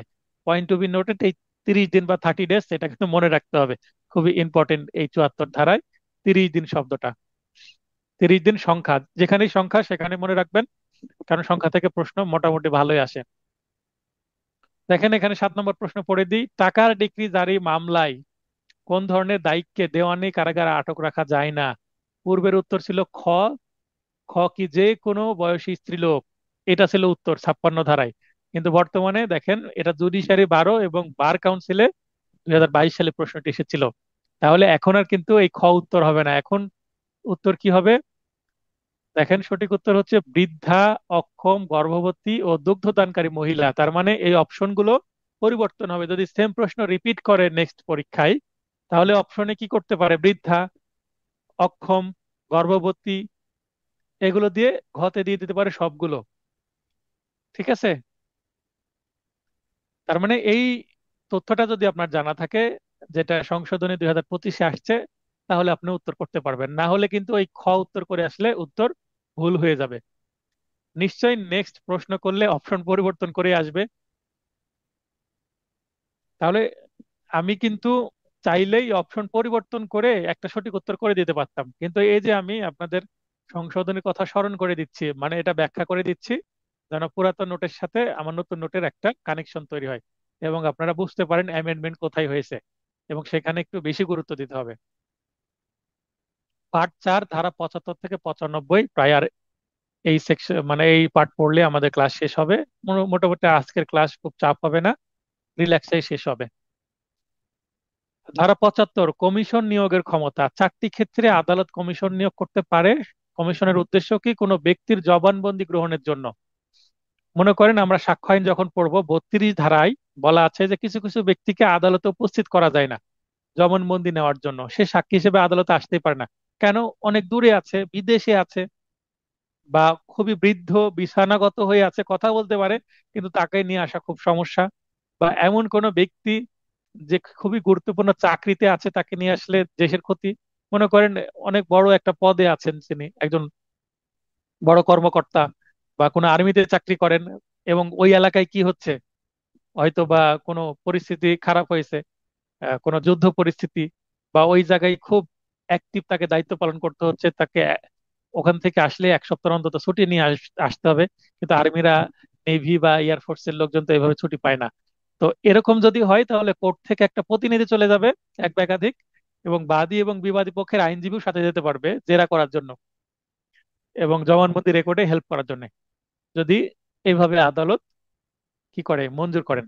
তাহলে এই কোর্টে এসে জবানবন্দি দেওয়ার বিকল্প হিসাবে কমিশন নিয়োগ দেওয়া হবে, এবং কমিশন কোর্টের বিকল্প হিসাবে যেখানে সাক্ষী আছে তার বাসায় বা তার যাই যেখানে অবস্থান করছেন ওখানে চলে যাবে, যে সেখানে জবানবন্দি নিবে, তার বাড়িতে কোর্ট বসবে। কথার কথা, সাক্ষী যেখানে আছে সাক্ষীর বাড়ির মধ্যে কোর্ট বসবে, একটা ছোট মিনি কোর্ট, সেটা কমিশন বলা হচ্ছে। আশা করি বুঝতে পেরেছেন পয়েন্ট, খুবই বাস্তব উদাহরণ দেওয়ার চেষ্টা করলাম। স্থানীয় তদন্ত করার জন্য কোনো স্থানীয় তদন্ত করতে হবে, লোকাল ইন্সপেকশন বা ইনভেস্টিগেশন করতে হবে, সেক্ষেত্রে কোর্ট কোনো প্রতিনিধি পাঠিয়ে দিতে পারে কমিশনের মাধ্যমে। হিসাব নিকাশ বা হিসাব পরীক্ষা বা সংশোধনের জন্য একটা হিসাব দেওয়া হয়েছে, বাদী বলছে আমি তার কাছে 10 লাখ টাকা পাবো, বিয়ে বাদী বলছে হ্যাঁ টাকা পাবে, তো 10 লাখ না 7 লাখ টাকা পাবে, তাহলে 3 লাখ টাকার হিসাবের গড়মিল। এবার কমিশন দিয়ে বলবে যে দেখেন আসলে প্রকৃতপক্ষে কত পাবে। কমিশন চলে যাবে, যে খাতাপত্র দেখবে। সম্পত্তি বাটোয়ারা বা ভাগ বিভাগ বন্টন করার জন্য, তার মানে কেউ যদি বাটোয়ারার মামলা করে, বাটোয়ারার জারি করতে হলে কমিশন নিয়োগ দিতে হয়। এই কমিশনে অ্যাডভোকেট কমিশন থাকতে পারে, যারা এই সম্পত্তি বাটোয়ারা বিষয়ে জ্ঞান আছে, যাদের সম্পত্তি স্থাবর সম্পত্তি সম্পর্কে ভালো ধারণা আছে। আমিনশিপ মানে যারা আমিন বা সার্ভেয়ার, সরকারে একজন আমিন যাবেন এবং ওই জমি মেপে বুঝিয়ে দেবেন। তো যারা সিভিল প্র্যাকটিস করেন কোর্টের, যারা আমিনশিপ সম্পর্কে ভালো বোঝেন, আমাদের পরিচিত কোর্টের একজন অ্যাডভোকেটের নাম মাথায় আসছে, অ্যাডভোকেট জনাব নাসিরুদ্দিন সাহেব। ওনার আবার ড্রোন ক্যামেরাও আছে, ড্রোন ক্যামেরা দিয়েও উনি কিন্তু বাটোয়ারার কাজ ব্যবহার করেন, খুবই স্পেসিফিক ভাবে উনি করে দেন। তো আমার কিছু মামলাতেও ওনাকে আমি করেছিলাম। আবার আরেকজন আহ, মফিজুল ইসলাম বলে এক অ্যাডভোকেট আছেন, ওনাকে দিয়েও আমি কিছু কমিশনের কাজ করিয়েছি। হ্যাঁ, ওমর খায়ের সাহেব বলেন। ওই যে আমি একটু আগে একটু ইয়ের দিকে যাওয়ার দিকে যে ইয়ের দ্বারাটা বলছিলেন স্যার, 74 থেকে যে একটা এই টাকার যে ডিগ্রিদার যে কোনো দায়িত্বে এটা তো আগে দেখছি আমরা স্যার শুধু কেবল খ দিলে হইতো কোনো মহিলাকে যে কোনো বয়সের। এখন 25 সংশোধনে যেটা দিছে এই সবগুলো কি এইভাবে ইয়ে করে দিতে হইব? এই এই প্রশ্নটা যদি আসে, প্রশ্নের অপশন পরিবর্তন করেই তো আসবে, কারণ উত্তর যেহেতু সংশোধন হয়েছে, প্রশ্নকর্তা এটাকে কিভাবে সেট করবে আমি তো বলতে পারবো না। তবে আপনাকে আপনাকে এই যে তথ্য, বৃদ্ধা, অক্ষম, গর্ভবতী ও দুগ্ধদানকারী মহিলা, এই অপশনটুকু মনে রাখতে হবে। হ্যাঁ, জি স্যার, জি এই স্যার, জি। এই তথ্য মনে রাখলে আপনি অপশন যেভাবে আসুক না কেন আপনি উত্তর করতে পারবেন। কারণ নতুন আইন হয়েছে, প্রশ্ন কিভাবে আসবে আমি তো বলতে পারবো না। তবে আপনি এতটুকু জানা থাকলে আমি তো আপনাকে কিছুটা বলে দিলাম। মনে হয় কয় দিল বৃদ্ধা, ক্ষয়ে দিল গর্ভবতী, গয়ে দিল হচ্ছে দুগ্ধদানকারী মহিলা, এবং ঘয়ে দিল সবগুলো, তাহলে উত্তর কি হবে? সবগুলো। সবগুলো, জি জি স্যার, জি। তবে আমার আমার যে ক্লাস টেস্টে তো প্রশ্ন পাবেন, এত অধৈর্য হচ্ছেন কেন? না না স্যার, স্যার ঠিক আছে স্যার, ধন্যবাদ স্যার। আর ওই ক্লাস টেস্টে কমিশনারটা প্রশ্ন পাবেন। কমিশনারটা স্যার, কমিশনার তো কোর্টের এখতিয়ার এটা। হ্যাঁ, উনি নিয়োগ দিতে পারে কোর্ট, যেহেতু কিছু কিছু সিভিল কমিশনার থাকে। এটা প্রত্যেক কোর্টে, যেমন আমাদের কোর্টে আছে অনেক মানে প্রায় 10-12 জন, এরা আচ্ছা। যেটা তো কাজে এগুলি। হ্যাঁ, যারা অভিজ্ঞ তাদেরকে দেওয়া হয়, এবং যার পক্ষে জি, কমিশন দেওয়া হচ্ছে তাকে কিন্তু আবার ফিও দিতে হয়। আচ্ছা। 3000 টাকা ফি। ধারা হ্যাঁ, ধারা 79, সরকার কর্তৃক বা সরকারের বিরুদ্ধে মোকদ্দমা হলে, আচ্ছা, যদি সরকার বাদী হয় বা সরকার বিবাদী হয়, তাহলে এখানে পার্টি হিসাবে, যেমন রহিম যদি বাদী হয় তাহলে বাদী রহিম, রহিমের পিতা, এভাবে লিখতে হয়। কিন্তু যদি বাদী সরকার হয় তাহলে এখানে জাস্ট বাংলাদেশ লিখতে হবে। সিভিল মামলায় আমি অনেক সময় দেখেছি যে বাস্তবে বাংলাদেশ সরকার শব্দটা লিখে। তো এখানে আইনে লেখাতে শুধু বাংলাদেশ লিখলেও হবে, বাংলাদেশ সরকার লিখার দরকার নাই। তবে বাংলাদেশ সরকার প্রচলিত আছে, আমার কাছেও মামলা আছে। তবে বিবাদী পক্ষে আমি সরকারের বিরুদ্ধে মামলা করেছি। এই সপ্তাহতেও আরেকটা সরকারের বিরুদ্ধে মামলা করব। তখন আমি আর্জিতে লিখেছি বাংলাদেশ সরকার। আর যদি ক্রিমিনাল মামলা হয়, সরকার যদি বাদী হয়, সেক্ষেত্রে কিন্তু সেখানে লিখতে হয় দা স্টেট। আর সিভিল মামলায় হচ্ছে বাংলাদেশ গভর্নমেন্ট বা শুধু বাংলাদেশ। আর ক্রিমিনাল মামলার ক্ষেত্রে দা স্টেট, বাংলাদেশ লিখতে হয় না, দা স্টেট মানে বাংলা হচ্ছে রাষ্ট্র।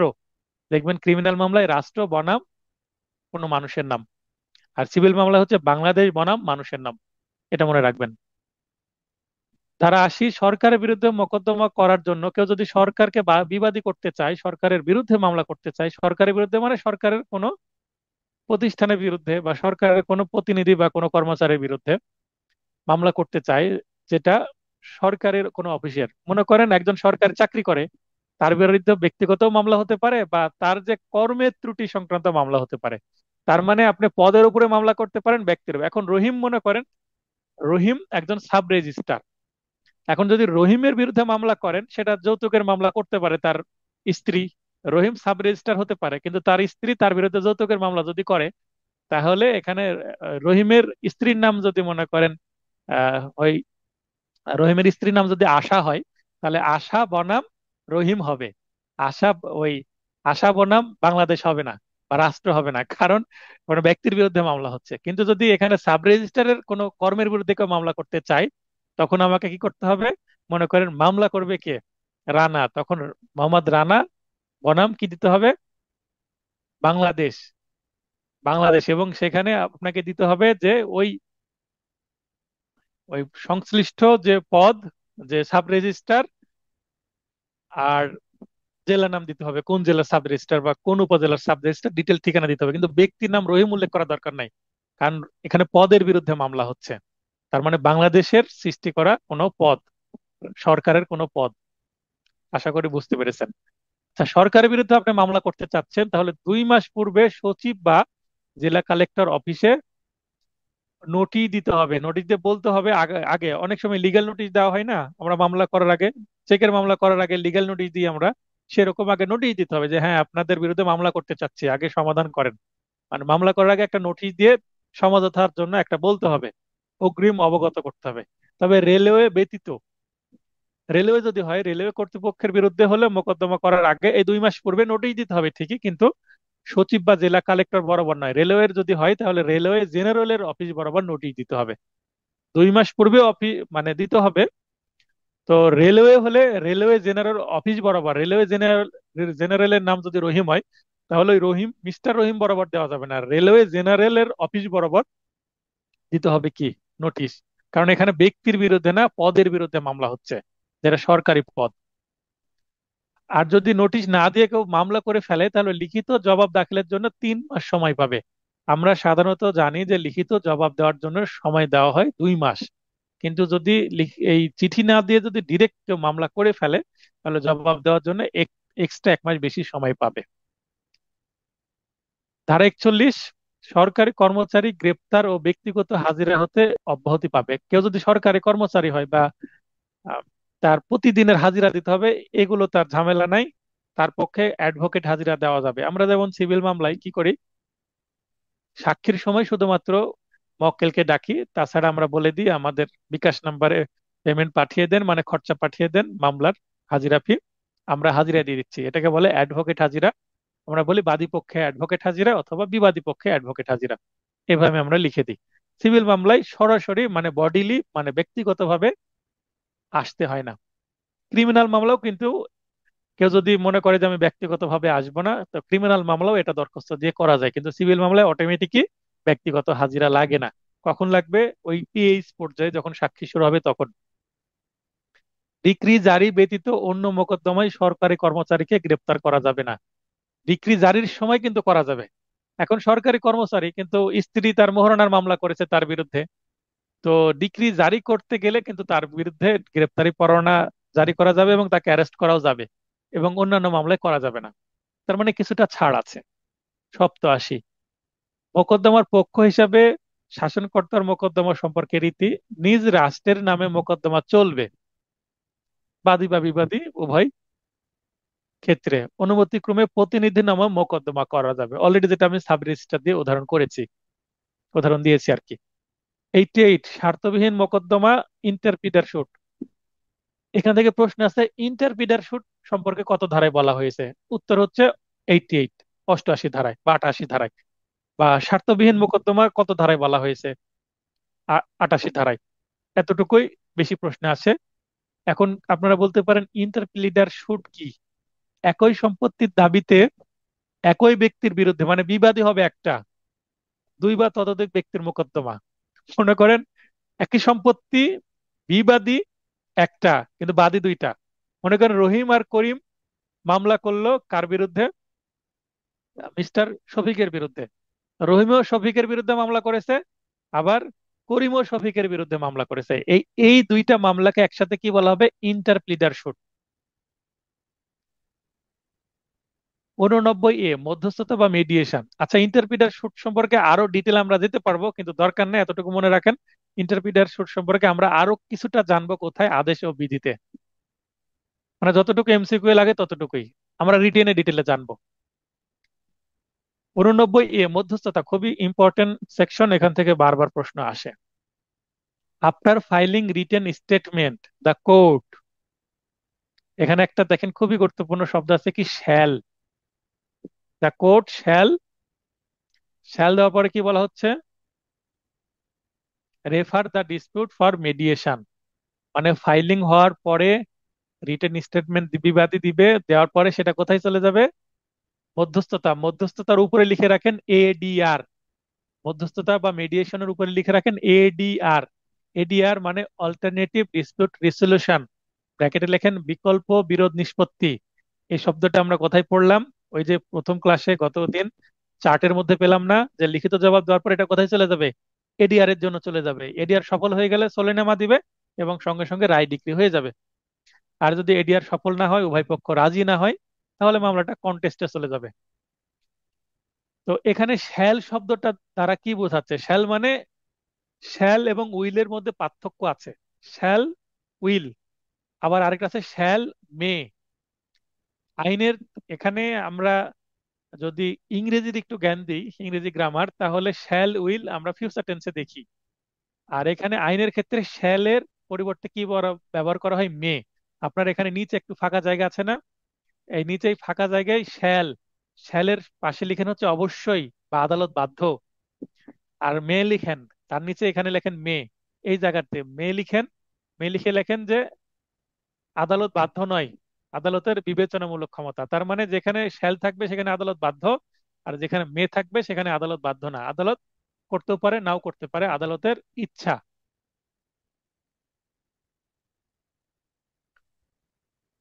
লিখিত জবাব দাখিলের পর পক্ষসমূহের হাজিরের পর শুনানি মুলতবি রেখে আদালত অবশ্যই, দেখেন এই শ্যালের কারণে আমি অবশ্যই শব্দটা দিয়েছি, মোকদ্দমাটি মধ্যস্থতার দিন ধার্য করবেন।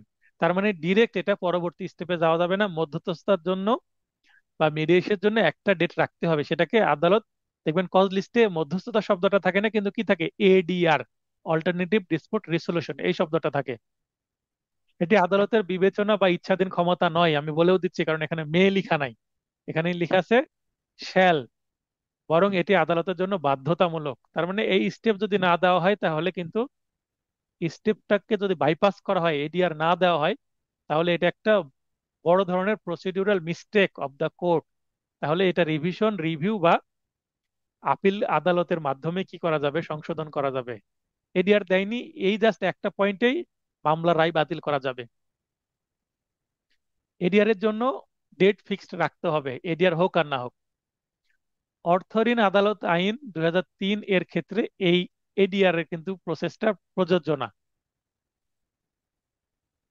আদালত নিজে এডিআর এ গিয়ে মধ্যস্থতা করার ব্যবস্থা করতে পারবে, মানে আদালত নিজে একজন মধ্যস্থতাকারী হতে পারবে, অথবা আইনগত সহায়তা আইন 2000 সাল অনুসারে লিগ্যাল এড যে ল, লিগ্যাল এড অ্যাক্ট 2000, এটা অনুসারে আইনগত সহায়তা কর্মকর্তা, দেখবেন প্রতিটা জেলায় লিগ্যাল এড কি থাকে? অফিস থাকে। রাজশাহীতে লিগ্যাল এড অফিস এই মুহূর্তে, আগে ছিল 3 তলা ভবনের নিচতলায়, এখন চলে গেছে 8 তলা ভবনের 8ম তলায় লিগ্যাল এড অফিস বা আইনগত সহায়তা অফিস। তো সেখানে কিন্তু একজন অফিসার থাকে, সে অফিসারের হচ্ছে ন্যূনতম সহকারী জজ হতে হবে। সহকারী জজ না হলে তিনি এই আইনগত কর্মকর্তা হিসেবে, আইনগত বা লিগ্যাল এড অফিসার হিসেবে দায়িত্ব পালন করতে পারবেন না। সাধারণত আমি সেখানে লেডি, আহ মানে মহিলা সহকারী জজকে আমি দায়িত্ব পালন করতে বেশি দেখেছি। পক্ষসমূহের নিযুক্ত আইনজীবী মধ্যস্থতাকারী হতে পারবেন, অথবা স্থানীয় বার সমিতির সভাপতি, মানে প্রেসিডেন্ট যিনি আছেন লোকাল বারে, যেমন আমাদের রাজশাহীর প্রেসিডেন্ট আছেন, সভাপতি আছেন, তার সাথে পরামর্শপূর্বক জেলা জজ। একটা জেলাতে অ্যাডভোকেটদের যিনি বস, তাকে কি বলবো?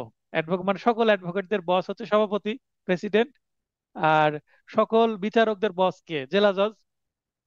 তো এই যে অ্যাডভোকেটদের বস এবং বিচারকদের বস, বস শব্দটা বলছি এইভাবে বলা উচিত না, বোঝার স্বার্থে, এখানে মানে সর্বোচ্চ পর্যায়ে যিনি আছেন। তো আমাদের অ্যাডভোকেটদের সমিতিতে সর্বোচ্চ পর্যায়ে যিনি আছেন সভাপতি, এবং বিচারকদের সর্বোচ্চ পর্যায়ে যিনি আছেন তিনি হচ্ছে জেলা জজ। জেলা ও দায়রা জজ আমরা বলতে পারি। জেলা ও দায়রা মানে দুইটা দায়িত্ব ওনাকে পালন করতে হয়। যখন তিনি সিভিল দায়িত্ব পালন করেন, তিনি একজন জেলা জজ বা ডিস্ট্রিক্ট জাজ। যখন তিনি ক্রিমিনাল কেস ডিল করেন বা দায়িত্ব পালন করেন, তখন তাকে বলা হবে সেশন জাজ বা দায়রা জজ। মানে 2 in 1, একই কোর্ট একই ব্যক্তি পরিচালনা করেন। তো জেলা জজ কর্তৃক প্রণয়নকৃত প্যানেল, তাহলে সভাপতির সাথে পরামর্শ করবে, প্যানেলে কে কে থাকতে পারবে এটা নির্ধারণ করে দিবেন। প্যানেল অফ মেডিয়েটরস হতে মধ্যস্থকারীর নিকট মোকদ্দমাটি প্রেরণ করবেন। অবসরপ্রাপ্ত জজ বা প্যানেলের হতে কোনো ব্যক্তি বা যোগ্যতা সম্পন্ন অন্য কোনো ব্যক্তি মধ্যস্থতাকারী হতে পারবেন।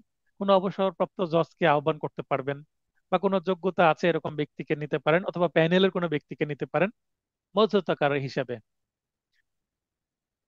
প্রজাতন্ত্রের লাভজনক পদে নিযুক্ত ব্যক্তি মধ্যস্থতাকারী হতে পারবে না, মানে রাষ্ট্রীয় কোনো কর্মচারী যে ভালো পদে আছে, অনেক বেতন পায়, তাকে মধ্যস্থতাকারী হিসেবে দেওয়া যাবে না। মধ্যস্থতাকারী হিসেবে দিলে কি হয়, একটু ইনকাম হয়। তো এমন ব্যক্তি যে দায়িত্ব নিয়ে বসে আছেন, অবসরপ্রাপ্ত ব্যক্তি, কিন্তু অভিজ্ঞতা অনেক। যে কোনো চাকরি থেকে যিনি অবসর নেন তার কিন্তু কাজ থাকে না, কিন্তু অভিজ্ঞতা দিয়ে ভরপুর। তো এই ধরনের ব্যক্তিকে নেওয়া হবে, কিন্তু চাকরি চলমান আছে তাকে নেওয়া হবে না, কারণ তার তো অলরেডি বেতন ভাতা অনেক কিছু আছে, এবং যে অবসরে গেছে তার ইনকাম কমে গেছে। তো এই সুযোগগুলো, যেহেতু এগুলো প্যাসিভ ইনকামের মতন, প্রধান ইনকাম না, অ্যাক্টিভ ইনকাম না, তাই এই মাঝে মধ্যে এই ধরনের মধ্যস্থতার মাধ্যমে যদি কোনো ব্যক্তির 5-10 হাজার টাকা ইনকাম হয়, তাহলে এইটা তার জন্য একটা ভালো, এবং তার আইন চর্চাটাও হয়। একাধিক মধ্যস্থতাকারী নিয়োগে বাধা নেই, একটা মামলায় একের অধিকও মধ্যস্থতাকারী হতে পারে। প্রত্যেক মধ্যস্থতাকারী ফি প্রাপ্ত হবেন, মানে মধ্যস্থতাকারী ফ্রি ফ্রি কাজ করবে না, তাকে ফি দিতে হবে। উভয় পক্ষই ফি দিবে। মোকদ্দমার পক্ষগণ উক্ত ফি প্রদান করবেন, বাদী বিবাদী উভয় দিবে যদি মধ্যস্থতা হয়। মধ্যস্থতাকারী নিয়োগ করার পরে মধ্যস্থতা করতে যদি ব্যর্থ হয়, তবুও কিন্তু ফি দিতে হবে। 10 দিনের মধ্যে পক্ষগণ মধ্যস্থতাকারী নিয়োগে ব্যর্থ হলে, তার মানে মধ্যস্থতাকারী নিয়োগের জন্য কেউ যদি আসলে সিরিয়াস হয়, 10 দিনের মধ্যে কিন্তু এই মিডিয়েটরস নিয়োগ করতে হবে। আর যদি ব্যর্থ হয়, না পারে, তাহলে আদালত পরবর্তী 7 দিন, মানে 10-এর পরে আরো 7 দিন, তাহলে 17 দিন হয়ে গেল। এই 7 দিনের মধ্যে আদালত বলবে প্যানেল থেকে এই ব্যক্তিদেরকে মধ্যস্থতাকারী হিসেবে নিয়োগ দেওয়া হলো। তাহলে আমরা যদি প্রশ্ন আসে মধ্যস্থতাকারী নিয়োগের সর্বোচ্চ সময় কত, পক্ষগণের জন্য 10 দিন, এবং এক্সট্রা আরো 7 দিন পাবে আদালত নিজে, তাহলে আইন সম্মত সর্বোচ্চ সময় হচ্ছে 17 দিন। মধ্যস্থতাকারী নিয়োগের পর মধ্যস্থতার জন্য স্বাভাবিক সময় হচ্ছে 60 দিন। নিয়োগ হয়ে গেল, নিয়োগের জন্য 17 দিন চলে গেল। এবার মধ্যস্থতাকারী দুই পক্ষকে কি রাজি করাতে, বোঝানোর জন্য, কনভিন্স করার জন্য 60 ডেজ, 60 দিন সময় পাবেন। তবে আদালতের ইচ্ছা বা পক্ষদ্বয়ের যৌথ আবেদন ক্রমে মধ্যস্থতার জন্য অতিরিক্ত আরো 30 দিন সময় দেওয়া যাবে। তাহলে মধ্যস্থতাকারী বা মিডিয়েটরস নিয়োগের জন্য 10+7 17 দিন, এবং তারা যে পরিশ্রম করবে, মানে এই মধ্যস্থতা সফল করার জন্য, এডিআর সফল করার জন্য তারা পরিশ্রম করবে 60 দিন। 60 দিনের মধ্যে যদি না হয়, আরো অতিরিক্ত 30 দিন। অর্থাৎ মধ্যস্থতার জন্য সর্বোচ্চ সময় 60+30 = 90 ডেজ। মধ্যস্থতাকারী স্বাক্ষরিত প্রতিবেদন আদালতে জমাদানের 7 দিনের মধ্যে স্থলে ডিক্রি প্রদান করতে হবে। এটা আদেশ কিন্তু 23-এ আছে, আদেশ 23-এ একই কথা বলা আছে, আবার ধারাতেও বলা আছে, মানে রিপিট করা আছে সেটা। তার মানে যদি আদালতে দাখিল করা হয় একটা প্রতিবেদন, ওই প্রতিবেদনটা থেকে কিন্তু ডিক্রি তৈরি হবে, এবং এটাকে স্থলে ডিক্রি বলা হবে, কারণ উভয় পক্ষ রাজি হয়েছে এই কাজটি করতে, তাই আপসসূচক ডিক্রি বা স্থলে ডিক্রি বলা হবে এটাকে। আদালত নিজে যদি মধ্যস্থতা করতে গিয়ে ব্যর্থ হয়, মানে আদালত বলে আমি মধ্যস্থতা করে দিচ্ছি, আসেন, হয়তোবা চেম্বারে নিয়ে গিয়ে কথা বলছে না, কার চেম্বারে, আদালতের চেম্বার বা খাস কামরা বলা হয়।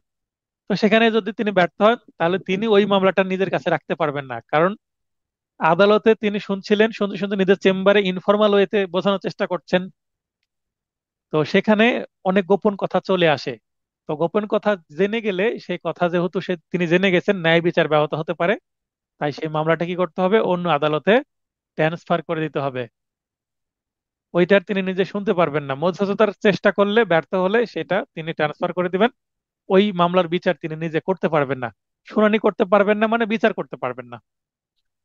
মধ্যস্থতা যদি সফল হয়, তাহলে মোকদ্দমা দায়েরের সময় দাখিলকৃত কোর্ট ফি, মনে করেন একটা দখল উদ্ধারে মামলা হয়েছে, কোর্ট ফি দেওয়া হয়েছে 40,000 টাকা, তাহলে বাদীর যে কোর্ট ফি 40,000 টাকা কিন্তু ফেরত পাবে সরকার, যেহেতু মামলা, সরকার কিন্তু মামলা পরিচালনা করার জন্য কি, মানে মামলা আর ন্যায় বিচার করে দেওয়ার জন্য কোর্ট ফি নিয়েছে। এখন তো মামলা হলোই না, দায়ের করার পর অল্প দিনের মধ্যে সলিনামা হয়ে গেল, তাহলে কোর্ট ফিটা কিন্তু ফেরত পাবে বাদী।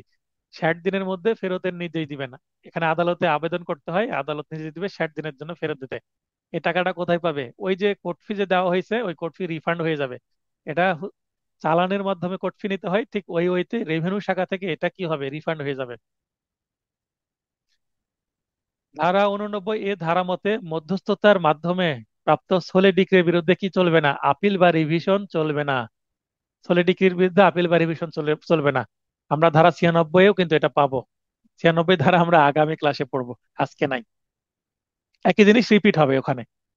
ব্যাখ্যা: মধ্যস্থতা বলতে কি বোঝানো হচ্ছে? এটা নমনীয়তা, অআনুষ্ঠানিক মানে ইনফর্মাল, অবাধ্যতামূলক। কেউ বাধ্যে এই একটা মধ্যস্থতা করে দিল, এটা মানতে কেউ বাধ্য না। সালিশ উভয় পক্ষ কিন্তু মানতে বাধ্য। সালিশ কিন্তু একটা জোর করা হয়, মধ্যস্থতা কোনো জোর করা হয় না।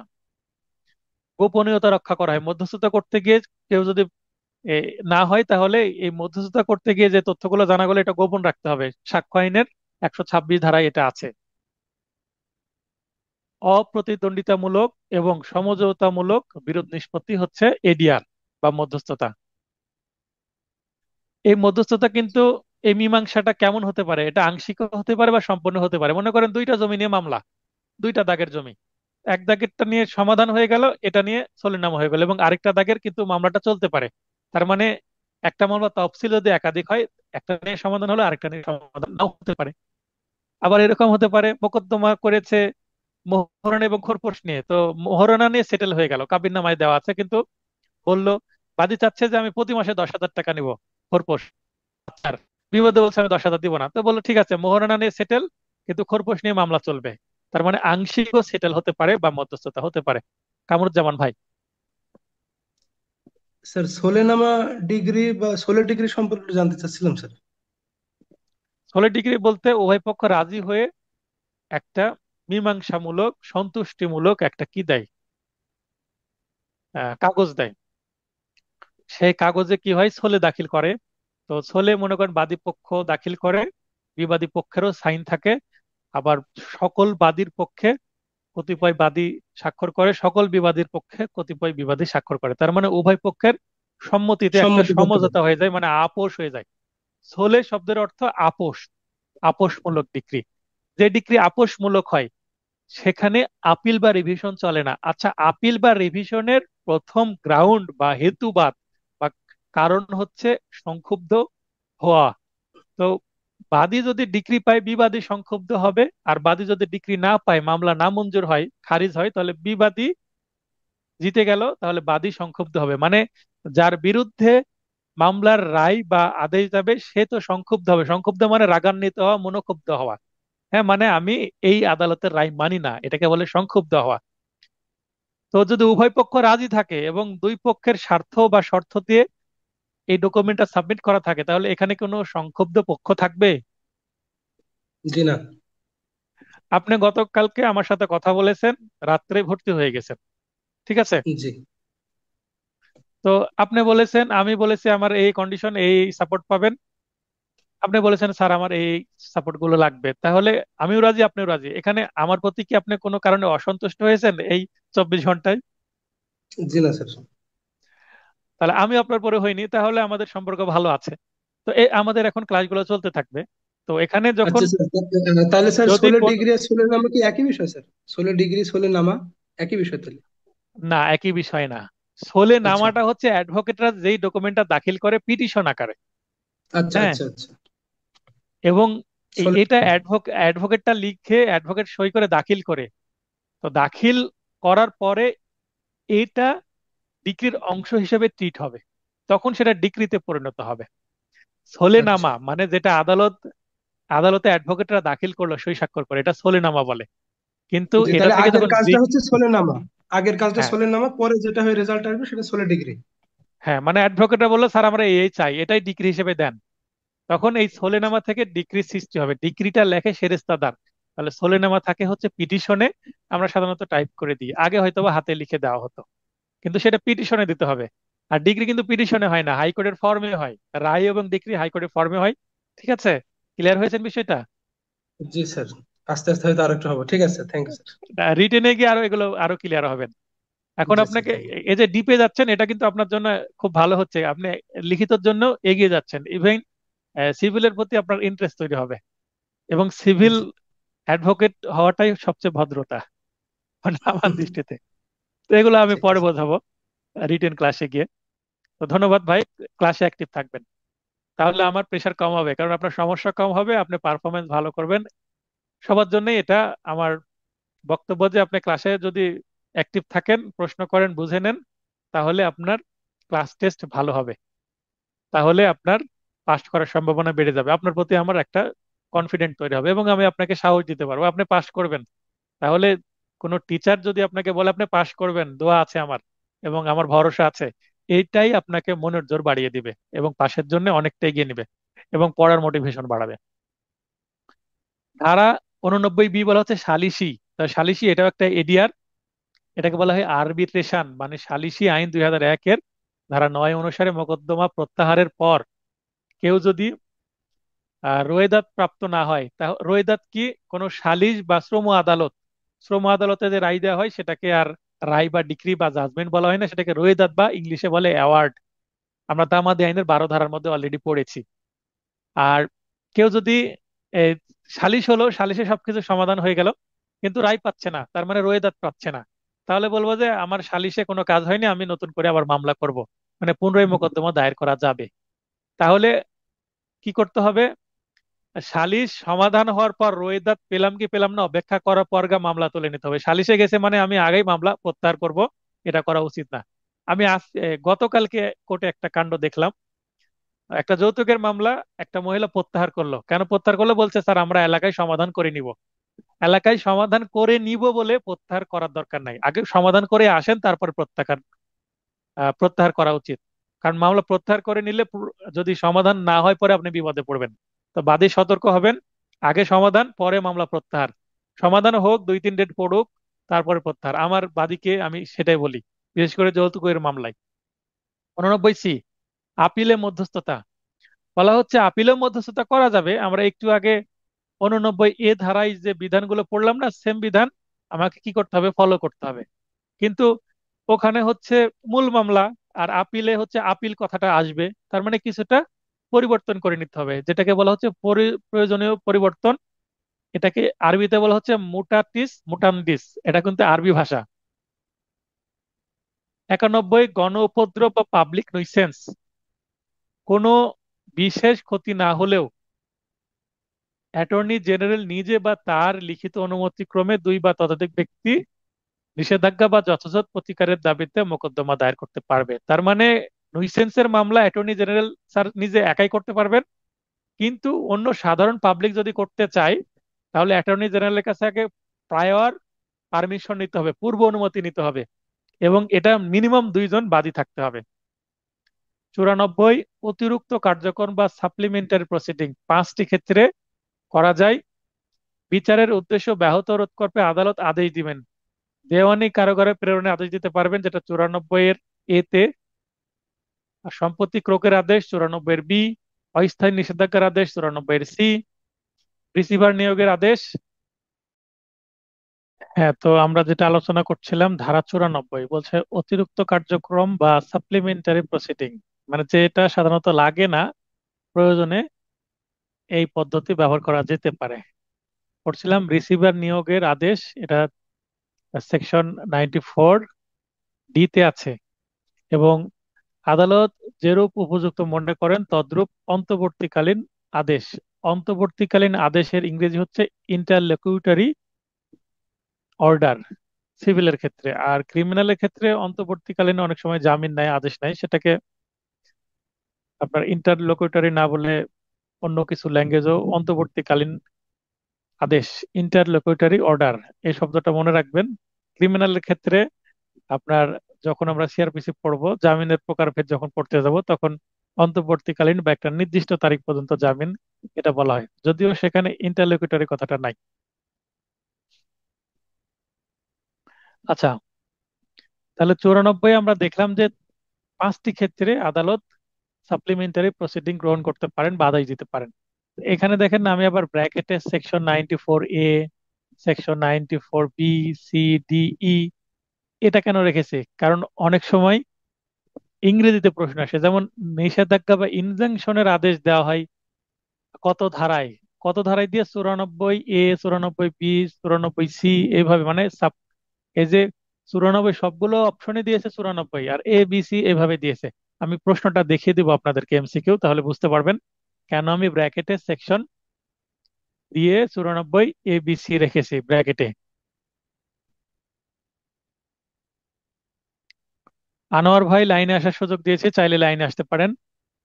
আচ্ছা, 94A, এই নতুন ধারাটি 2025 সালে সংযোজনের পর আলাদা করে জারি মোকদ্দমা দায়ের করার প্রয়োজন নেই। তার মানে জারি মোকদ্দমা করার জন্য আগে যে আদালতে মামলা করলেন, যে আদালতে রায় পেলেন, ডিক্রি পেলেন, ওই আদালত বাদ দিয়ে অন্য আদালতে তো যাওয়ার দরকার হতো না, কিন্তু ওই আদালতে নতুন করে আরেকটা জারির মামলা করতে হয়। মানে মূল মামলা থেকে উদ্ভূত আরেকটা নতুন জারি মামলা বা এক্সিকিউশন শুট করতে হয় হতো। কিন্তু 94A, এই নতুন ধারা, 2025 সালে সংযোজনের পর কি দেখেন, আইনে কি বলছে, আদেশ ইত্যাদি কার্যকর বা জারির নির্দেশনা, direction in execution of orders etcetera, মানে অর্ডার হোক, ডিক্রি হোক বা জাজমেন্ট হোক, যেটাই হোক না কেন, কোনো ডিক্রি বা আদেশ জারির জন্য আদালত জারিকারী কর্তৃপক্ষ সহ আইন প্রণয়নকারী প্রয়োগকারী সংস্থাকে নির্দেশ দিতে পারবেন। অর্থাৎ ওই আদালতে জাস্ট একটা দরখাস্ত করলেই নতুন করে আলাদা জারি মামলা করার দরকার হয় না। এই আইনটা 94 পাশ হওয়ার আগে কি করতে হতো, মনে করেন মামলা হতো, আবার নতুন করে জারির মোকদ্দমা আরেকটা ফাইলিং করতে হতো, এবং জারি মোকদ্দমার ভিত্তি হিসেবে মূল মামলার রায় ও ডিগ্রির কপি সংযুক্ত করতে হতো, এবং মূল মামলার যে মামলা নাম্বার সেটা পরিবর্তন হয়ে জারি মামলায় আলাদা মামলার নাম্বার চলে আসতো। কিন্তু এবার আলাদা করে আর নতুন জারি মামলা করতে হবে না, মূল মামলার আন্ডারেই ওই একই মোকদ্দমা নাম্বারে আপনার জারির আবেদন করা যাবে। জাস্ট একটা দরখাস্ত দিলেই হয়ে যাবে, জাস্ট এ সিঙ্গেল পিটিশন, তাহলে আপনার জারি শুরু হয়ে যাবে। মোকদ্দমা নতুন করে তৈরি হবে না, মানে অনেক খরচ কম, বাদীর খরচ কমে গেল। তবে অ্যাডভোকেটের খরচ কমে, মানে বাদীর খরচ কমে গেল, মানে অ্যাডভোকেটেরও খরচ এখানে কমে গেল। আগে জারি মামলা করা লাগতো, অ্যাডভোকেটরা একটা বাড়তি ইনকাম করতে পারতেন, এখন আর করতে পারবেন না। তবে এটা ভালো, কারণ আমরা শুধুমাত্র ইনকামের চিন্তা না করে মানুষের উপকারের যদি চিন্তা করি তাহলেই ভালো, সমাজ ভালো থাকুক, মানুষ ভালো থাকুক। যেন ডিক্রিদারকে ডিক্রি জারিতে সহায়তা করতে পারে। আচ্ছা, আদালত নির্দেশ দিবে, যদি পুলিশ প্রয়োজন হয় ওই সংশ্লিষ্ট থানায় একটা চিঠি দিয়ে দিবে, এবং থানা কর্তৃপক্ষ, ওই যে আইন প্রয়োগকারী সংস্থা বলতে কি, এখানে আদালত কাকে নির্দেশনা দিবে, পুলিশ বা থানাকে, নির্ধারিত সময়ের মধ্যে জারি বিষয়ে প্রতিবেদন আদালতে দাখিল করতে হবে। যে কর্তৃপক্ষকে জারির দায়িত্ব দিবে, ওই কর্তৃপক্ষ জারি করতে পারলো কিনা, কি অবস্থা, সেটার একটা কি দিবেন, প্রতিবেদন দিবে। পারলেও সেটারও দিবে, না পারলে কেন পারলো না সেটারও ব্যাখ্যা সহ প্রতিবেদন দিবে। এ হচ্ছে মূল বক্তব্য। তবে 94A এটা মনে রাখবেন যে এটা ডিরেক্ট এক্সিকিউশন করা যায়, এটা যুক্ত করে দিয়েছে নতুন আইনে। তো আজকের আলোচনা এতটুকুই। আমি যেটা 94 ধারায় একটা 94 ধারায় যেটা আছে, একজন প্রশ্ন করলেন যে ফৌজদারি মামলায় আপিলে মধ্যস্থতা হয় কিনা। আপনার ক্রিমিনাল মামলায় বা ফৌজদারিতে কোনো মধ্যস্থতাই নাই, তো সেটাকে বলা হয় হচ্ছে আপোষ, বা ইংরেজিতে কম্পাউন্ড, মানে আপোষ নিষ্পত্তি করা যায়।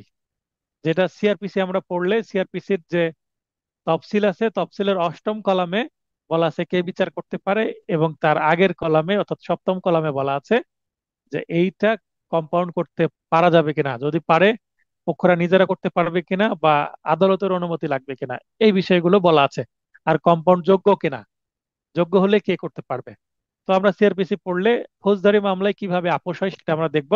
সেটাকে আপোষ বা কম্পাউন্ডিং বলা হয়, কিন্তু সেটাকে কখনো মধ্যস্থতা বলা যাবে না, কারণ ফৌজদারি মামলায় মধ্যস্থতা করার কোনো সুযোগ নেই, বা এডিআর এর সুযোগই নেই।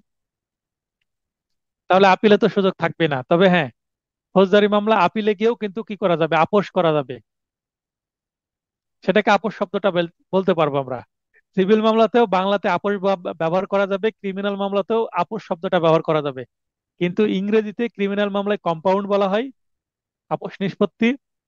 আর সিভিল মামলায় এটাকে বলা হয় এডিআর, অল্টারনেটিভ ডিসপুট রেজলিউশন, বা বাংলায় বিকল্প বিরোধ নিষ্পত্তি। এবং বিকল্প বিরোধ নিষ্পত্তি বেশ কয়েক প্রকার আছে, কিন্তু সিপিসিতে মাত্র 2 প্রকারের কথা বলা আছে। কি কি? মধ্যস্থতা এবং আরেকটা হচ্ছে সালিশ। কিন্তু এছাড়াও কিন্তু আরো বেশ কিছু এডিআর আছে। যারা আইন পড়ে আসছেন এডিআর, বাংলাদেশেও 5 প্রকারের এডিআর প্রচলন আছে। তো সেগুলো আমাদের আলোচনার বিষয় না।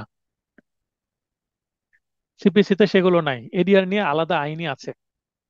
আচ্ছা, আমি 94 ধারা থেকে যে প্রশ্নটা আসছে সেটা একটু দেখানোর চেষ্টা করছি। এই যে the code of civil procedure 1908 এর কোন বিধানটি নিষেধাজ্ঞা সম্পর্কিত নয়? কোন বিধানটি নিষেধাজ্ঞা সম্পর্কিত নয়? এখানে হবে ই, এখানে ঘতে হচ্ছে 94 ই। কেন নিষেধাজ্ঞা সম্পর্কিত নয়? দেখেন 94 সি এও কিন্তু নিষেধাজ্ঞা আছে। 94 সি এ কি আছে নিষেধাজ্ঞা? আমরা দেখলাম না অলরেডি? 94 সি এর মধ্যে নিষেধাজ্ঞা শব্দটা ছিল, আবার দেখাই। এই দেখেন এখানে গাঢ় করে রেখেছি আমি, 94 সি, অস্থায়ী নিষেধাজ্ঞার আদেশ 94 সি। তার মানে 94 সি এও কিন্তু নিষেধাজ্ঞার কথা বলা আছে। কিন্তু 94 এর যে বা 94 ই, এই যে শেষেরটা, এটা কিন্তু নিষেধাজ্ঞা না, এটা ইন্টারলোকুটরি অর্ডার, মানে অন্তর্বর্তীকালীন আদেশ। আর ক্রিমিনাল মামলায় যদি অন্তর্বর্তীকালীন আদেশ দেয় সেটাকে বলে ইন্টারিম, অনেক সময় ইন্টারিম বেল। যেমন যৌতুক মামলায় আগামী ধার্য তারিখ পর্যন্ত জামিন বর্ধিত করা হলো, এটাকে বলা হচ্ছে ইন্টারিম বেল, মানে অন্তর্বর্তীকালীন বেল।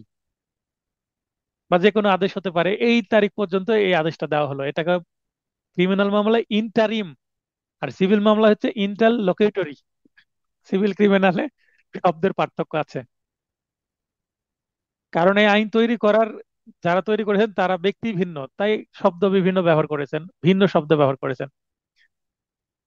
তো দেখেন অপশন হিসেবে যদি আমরা চিন্তা করি, তাহলে এখানে 94 সিতেও কিন্তু নিষেধাজ্ঞার কথা বলা হয়েছে। আর এখানে যে অর্ডার, এখানে অর্ডার আছে কত? অর্ডার 39 আর রুল 5 এ, এখানেও নিষেধাজ্ঞার কথা বলা হয়েছে। আবার এখানে অর্ডার 39 রুল 1 এবং 2, এখানেও নিষেধাজ্ঞার কথা বলা হয়েছে। তার মানে ক, খ, গ, 3 জায়গাতে নিষেধাজ্ঞার কথা বলা হয়েছে। তাহলে কোনটাতে নিষেধাজ্ঞার কথা বলা নাই? সেকশন 94 ব্র্যাকেটে ই। তাহলে এখানে অপশন গুলো কিসে দেওয়া আছে? ইংরেজিতে দেওয়া আছে। তাই 94 আমাকে কি করতে হয়েছে? অপশনে ব্র্যাকেটে এইভাবে ইংরেজি দিয়ে দেওয়া হয়েছে, নাহলে আপনারা বুঝতেন না তাই। আচ্ছা, যেহেতু আলোচনা শেষ হয়েছে, আমরা আগামী ক্লাসে শুরু করব পার্ট 5, ধারা 96 থেকে 115 এবং 118 থেকে শুরু করে 153 পর্যন্ত আমরা পড়বো। মানে আগামী ক্লাসে, মানে আগামী বুধবারে রাত 9টায় যে ক্লাসটা হবে, সিপিসির যে সেকশন গুলো শেষ হয়ে যাবে। আচ্ছা, এখন আপনাদের বলেছিলাম যে প্রশ্ন উত্তর কারো যদি মানে প্রশ্নের দরকার হয়, একটু প্রশ্ন উত্তর পর্ব রাখবো।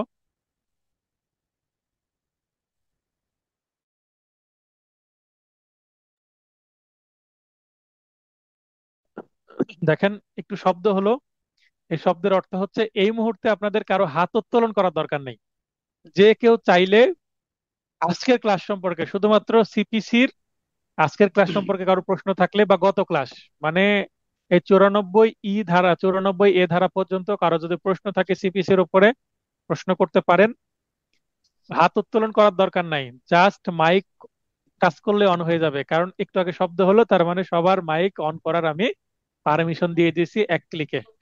দেওয়ান ভাই বলেন। স্যার আসসালামু আলাইকুম। আসসালামু আলাইকুম স্যার। ওয়ালাইকুম আসসালাম। ওয়ালাইকুম আসসালাম, বলেন। কমিশন নিয়োগ নিয়োগ নিয়োগের ব্যাপারে 4টি ক্ষেত্রে করতে পারে। স্যার এই হুম। কমিশন নিয়োগটা কি আদালত কইরা দিব না অ্যাডভোকেটরা? মনে করেন যে বাটোয়ারা মামলা করলো আমার বাদী, আহ, 5 জন বাদী বাটোয়ারা মামলা করলো, এবং আরো 5 জন তাদের ভাই বোন আছে। 5 জন রাজি ভাগ করতে, 5 জন রাজি না, তাই বাটোয়ারা মামলা করা হলো। বাটোয়ারা মামলায় ডিগ্রি পেয়ে গেলাম, তারপরেও এই বিবাদীরা বুঝিয়ে দিচ্ছে না সম্পত্তি। বাটোয়ারা কেন করতে হয়? মানে পৃথক পৃথক দাগ, মানে ভাগ করে দিতে হয়, এটাকে বলে পৃথক সাহাম করে দেওয়া এজমালি সম্পত্তির ক্ষেত্রে। ঠিক আছে?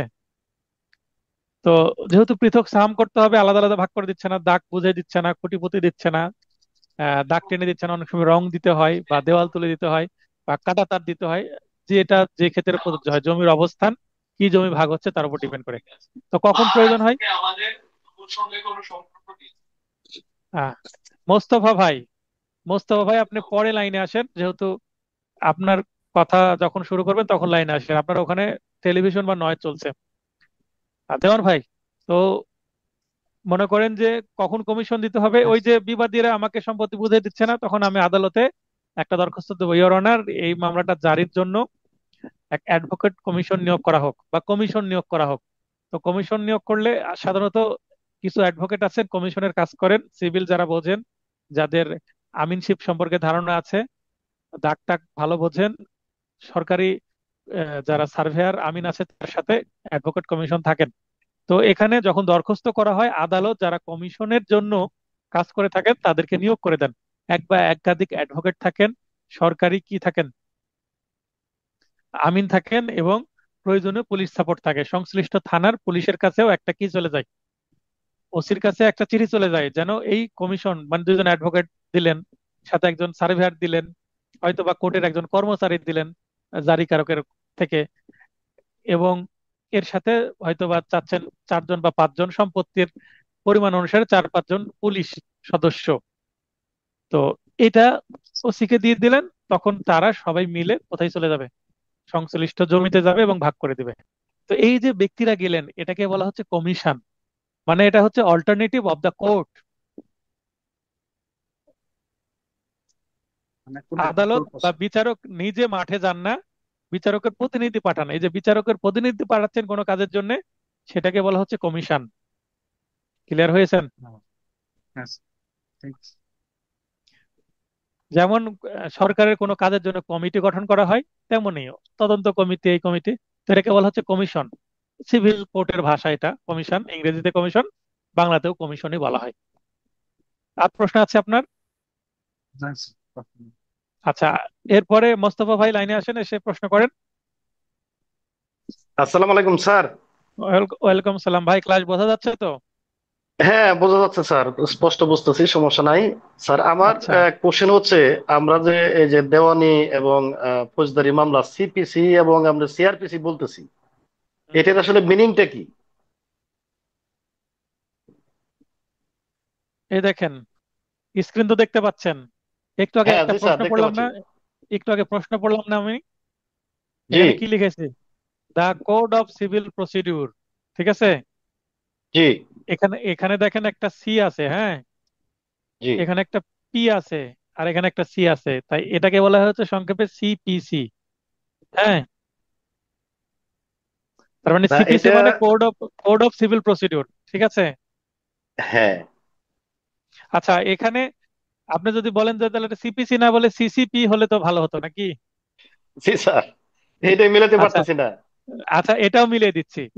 এই এই এই আইনটা কিন্তু আবার অন্যভাবে পড়া যায়, কিভাবে? সিভিল প্রসিডিউরাল কোড কি বলা হয়? Civil procedural code. হ্যাঁ, আপনি কোথাও লিখে রাখেন সিভিল প্রসিডিউরাল কোড, তার মানে the code of civil procedure না বলে উল্টো করে বলা যায় দ্য সিভিল প্রসিডিউরাল কোড। আসলে এটাই হচ্ছে সিধা।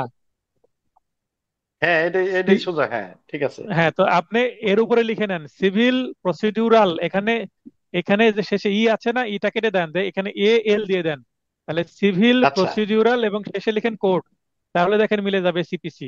মিলবে কিনা? হ্যাঁ লিখে রাখছি, হ্যাঁ ঠিক আছে স্যার। আচ্ছা, আচ্ছা। এরপরে আপনার আপনার নেক্সট প্রশ্নতে আমি যাচ্ছি, ঠিক আছে? জি আমি নেক্সট প্রশ্নতে যেতে গেলে আমাকে পরে রানিয়ে যেতে হবে।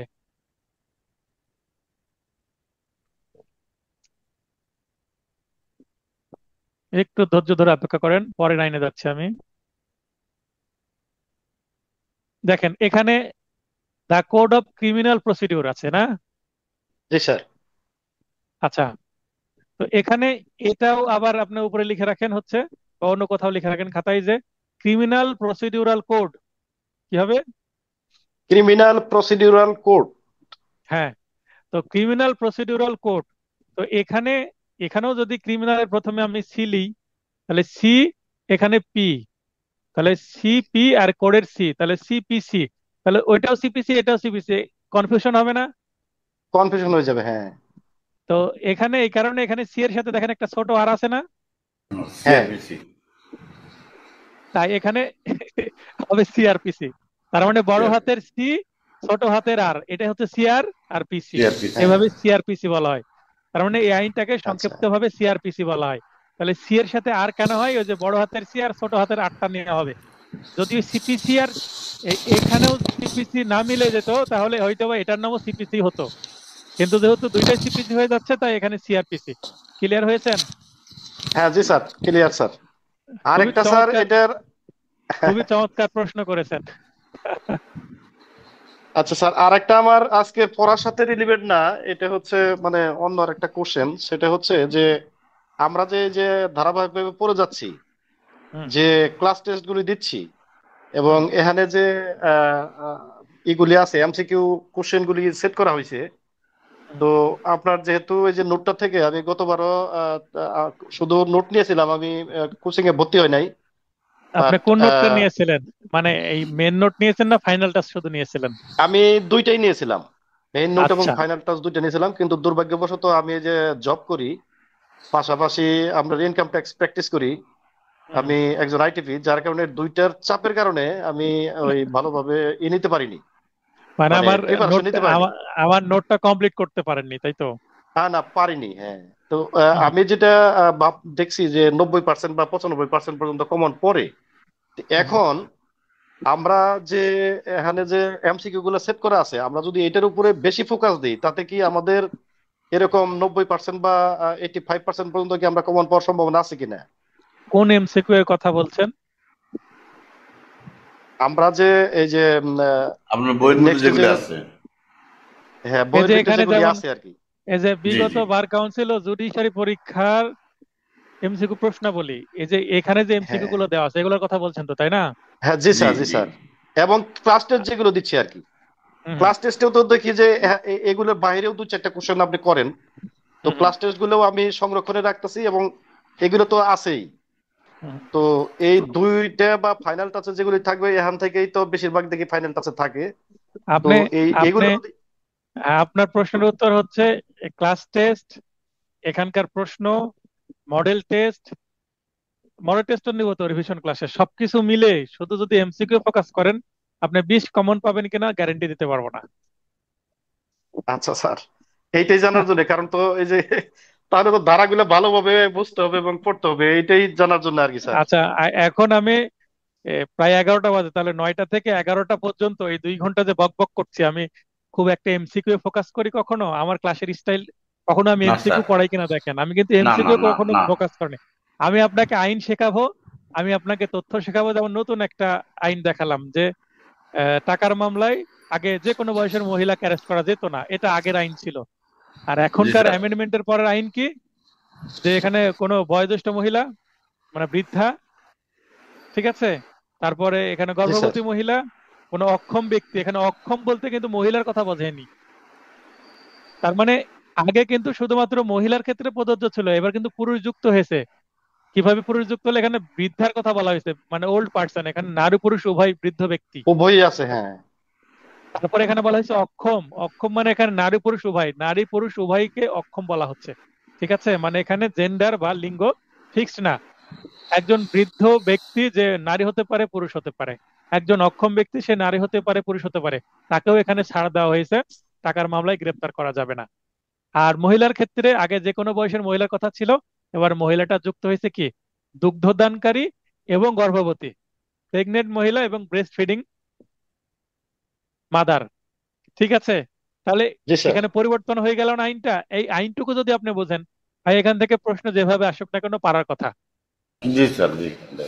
ইনশাল্লাহ। তার মানে আমার পড়ানোর স্টাইলে আমি আপনাকে আইন পড়াবো, আইনের বিধানটা বুঝিয়ে দেব, প্রশ্ন যেভাবে আসুক করুক। ভাই একই প্রশ্ন ঘুরে ফিরে 20-25 রকম ভাবে করা যায়। তা আমি যদি এমসিকিউ ফোকাস করি, তাহলে দেখবেন বাজারের আমার নোটে কিছু কিছু, আমি একটু বলে নিই, মাইন্ড করবেন না, কিছু কিছু আমার যারা ভিডিও দেখেন আমাকে প্রশ্ন করেন, স্যার আপনার যে নোট নিব, আপনার নোটে কয়টি এমসিকিউ আছে? তো আমি এই প্রশ্নের উত্তরে বলি, আমার নোটে কয়টি এমসিকিউ আছে আমি নিজে গণে দেখি নাই, আমার এমসিকিউ গণার কোনো কি নাই, ইচ্ছাই নাই। বিগত সালের সকল এমসিকিউ আছে আমার নোটে, আপনি বিগত সালের সকল এমসিকিউ পাবেন, মানে বাজারের গাইড আপনার দরকার হবে না। আমি আলোচনা, আমার নোটের স্টাইল সংক্ষিপ্ত আলোচনা করব এবং বিগত সালে এই 10টা সেকশন থেকে কি কি প্রশ্ন আসছে সেটাও আপনাকে দেখিয়ে দিব। তার মানে আপনি খুবই বেসিক একটা পদ্ধতি ফলো করছি।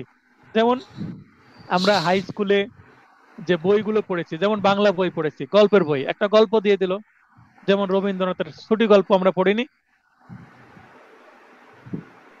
রেসপন্স করেন, জি হ্যাঁ হো জি করেন। জি স্যার, তো জি জি জি। তো ছুটি না, গল্প আছে ছুটি এখান থেকে। ছুটি গল্প পড়েছি স্যার, হ্যাঁ। তো এই গল্প থেকে ওই তোরা অনুশীলনী 5টা মিনিট অংশে যে পরে ফোন দিতেছি, এখন লাইভ ক্লাস চলতেছে তো বুঝছো, 5টা মিনিট পরে ফোন দিতেছে। আচ্ছা, শেষ। তো তো আপনার যখন আহ, গল্প থাকে, গল্পর পরে কিছু শব্দার্থ এবং শেষে গিয়ে কি থাকে, অনুশীলনীতে কিছু এমসিকিউ প্রশ্ন, কিছু শূন্য স্থান, এগুলো থাকে না? কিছু ছোট প্রশ্ন, জি কিছু বড় প্রশ্ন, এগুলো তো জি থাকে। হ্যাঁ, থাকে থাকে, তো হ্যাঁ। দেখেন, আমরা ছোটবেলা থেকে যে স্টাইলে পড়ে অভ্যস্ত ভাই, আমি ওই স্টাইলে কিন্তু নোটটাকে প্রিপেয়ার করেছি, যেন আপনার এই নোটটাকে আয়ত্ত করতে সুবিধা হয়। এটা কিন্তু আমরা আমাদের রক্তে মিশে আছে এই পদ্ধতি। কিছু আলোচনা এমসিকিউ, কিছু আলোচনা এমসিকিউ, এই কারণে পার্টে পার্টে বিভক্ত করেছি। সকল এমসিকিউ এক জায়গায় দিয়ে নে। আবার আমার এমসিকিউ সাল অনুসারে নাই। বাজারে কিছু প্রশ্ন ব্যাংক আছে, দেখবেন 2025 সালের এমসিকিউ গুলো এক জায়গায় আছে, 2024 সাল তো পরীক্ষাই হয়নি, 2023 সালের এমসিকিউ গুলো এক জায়গায় আছে, 2022 সালের গুলো এক জায়গায়, 2020 সালের গুলো এক জায়গায়, 2017 সালের গুলো এক জায়গায়। তার মানে সাল ভিত্তিক প্রশ্ন আসছে, তার মানে ওই প্রশ্নগুলো র্যান্ডমই আপনার মাথায় ঢুকবে। কিন্তু আপনি দেখেন, 100 154 থেকে প্রশ্ন, 154, 200 থেকে প্রশ্ন, 154, 154, 155, 155, 156, 157, 161। আপনি সিরিয়াল একটা লক্ষ্য করছেন যে ধারা সিরিয়ালে যাচ্ছে? জি জি স্যার, জি। তার হ্যাঁ, মানে হ্যাঁ, যেমন আপনার মূল বইয়ে ধারাগুলো তো সিরিয়ালেই থাকে, 155 পর 156 ধারাই তো আপনি পড়বেন। আপনি বাজারের জি। গাইড পড়েন বা মূল বই পড়েন, এবং আমার নোটেও সেভাবে আছে, সিরিয়ালে আছে। এবং এমসিকিউ গুলো সিরিয়াল করে দেওয়া আছে যেন আপনার এটা হজম করতে সুবিধা হয়। ক্লিয়ার হয়েছেন? তার মানে জি এই স্যার, জি নোটের স্যার। এটা একটা সিক্রেট বিষয়, যে এটা একটা সুবিধা যে আপনার পড়তে সহজ মনে হবে। আপনি যদি 2-3 বার আমার নোটটা শেষ করতে পারেন, আপনি বুঝতে পারবেন না কিভাবে প্রস্তুতি ভালো হয়ে গেছে, কারণ নোটটা খুবই সহজ এবং খুব সাইন্টিফিক ওয়েতে লেখা। আর আবারও বলছি, এমসিকিউ যদি আমি ফোকাস করতে চাই, তাহলে ওই যে বাজারের আমার যারা প্রশ্ন করে কয়টি এমসিকিউ আছে, আমি বলি যে কয়টি এমসিকিউ আপনি গণে নিয়েন। আমি গণি নাই। তবে হ্যাঁ, সকল এমসিকিউ আছে, সিরিয়ালে আছে, এটা একটা কথা। দ্বিতীয় কথা, আমি যখন মডেল টেস্ট নিব, 5টা 7টা মডেল টেস্ট থাকবে আমার ফাইনাল টাস্ক নোটে, তখন আপনি গুনতে পারবেন না আমার প্রশ্নগুলো, যে 7টা মডেল টেস্ট থাকলে 700 এমসিকিউ থাকবে। ঠিক আছে? এখন জি স্যার। অনেকে প্রশ্ন করে, স্যার আমার কি 3000 এমসিকিউ পড়লে আমি পাশ করতে পারবো কিনা? আপনি কোন 3000 এমসিকিউ পড়ছেন, কোথা থেকে পড়ছেন সেটা বুঝতে হবে। এমসিকিউ পড়লে আপনি তথ্য বুঝতে পারেন কিনা সেটা পড়তে হবে, কারণ এমসিকিউ এর প্যাচ থাকে, প্যাচ গুলো ধরতে পারছেন কিনা সেটা দেখতে হবে। নোটের প্রথমে দেখেন প্যাটার্ন বিশ্লেষণ বলে খুবই সুন্দর কিছু আলোচনা আছে, মানে কি কি ধরনের প্রশ্ন আসে, কি কি চেহারা মেকআপ দিয়ে দিয়ে প্রশ্ন আসে ঘুরিয়ে ফিরিয়ে, সেগুলো আমি বুঝিয়ে দিয়েছি। প্রথম দিকের ক্লাসে আছে, আমার সকল ভিডিও গুলো আছে, আমি লিঙ্ক শেয়ার করে দিয়েছি। এক জায়গায় সকল ভিডিও পাবেন। ওই প্লে লিস্টে গিয়ে নিচ থেকে উপরের দিকে একটা একটা করে দেখতে দেখতে উপরে উঠবেন।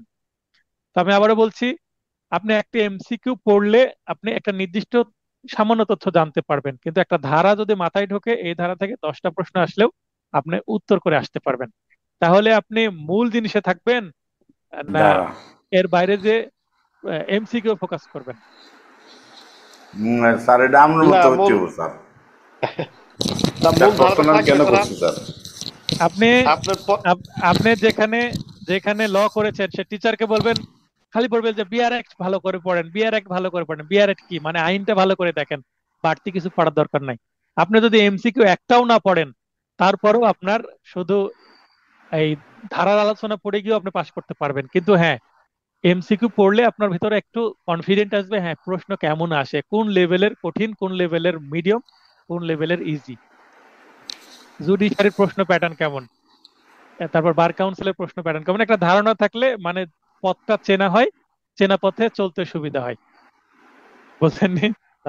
না, বুঝতে পারছি স্যার, কিন্তু ওই যে আপনি যে টেকনিকটা বলছিলেন যে ধারা লিখি, সংক্ষিপ্ত একটা ওয়ার্ড বা একটা যে কোনো একটা সেন্টেন্সের মতো সংক্ষিপ্ত সেন্টেন্স লিখি, এটা হ্যাঁ, ই করার জন্য। তো আমি প্রথম যে এটা আছে লটা আছে, তো হুম, ওইটা 200টা পর্যন্ত আমি 200টা পর্যন্ত আমি লিখছি, ওই যে লাস্ট 509 ধারা পর্যন্ত আর কি।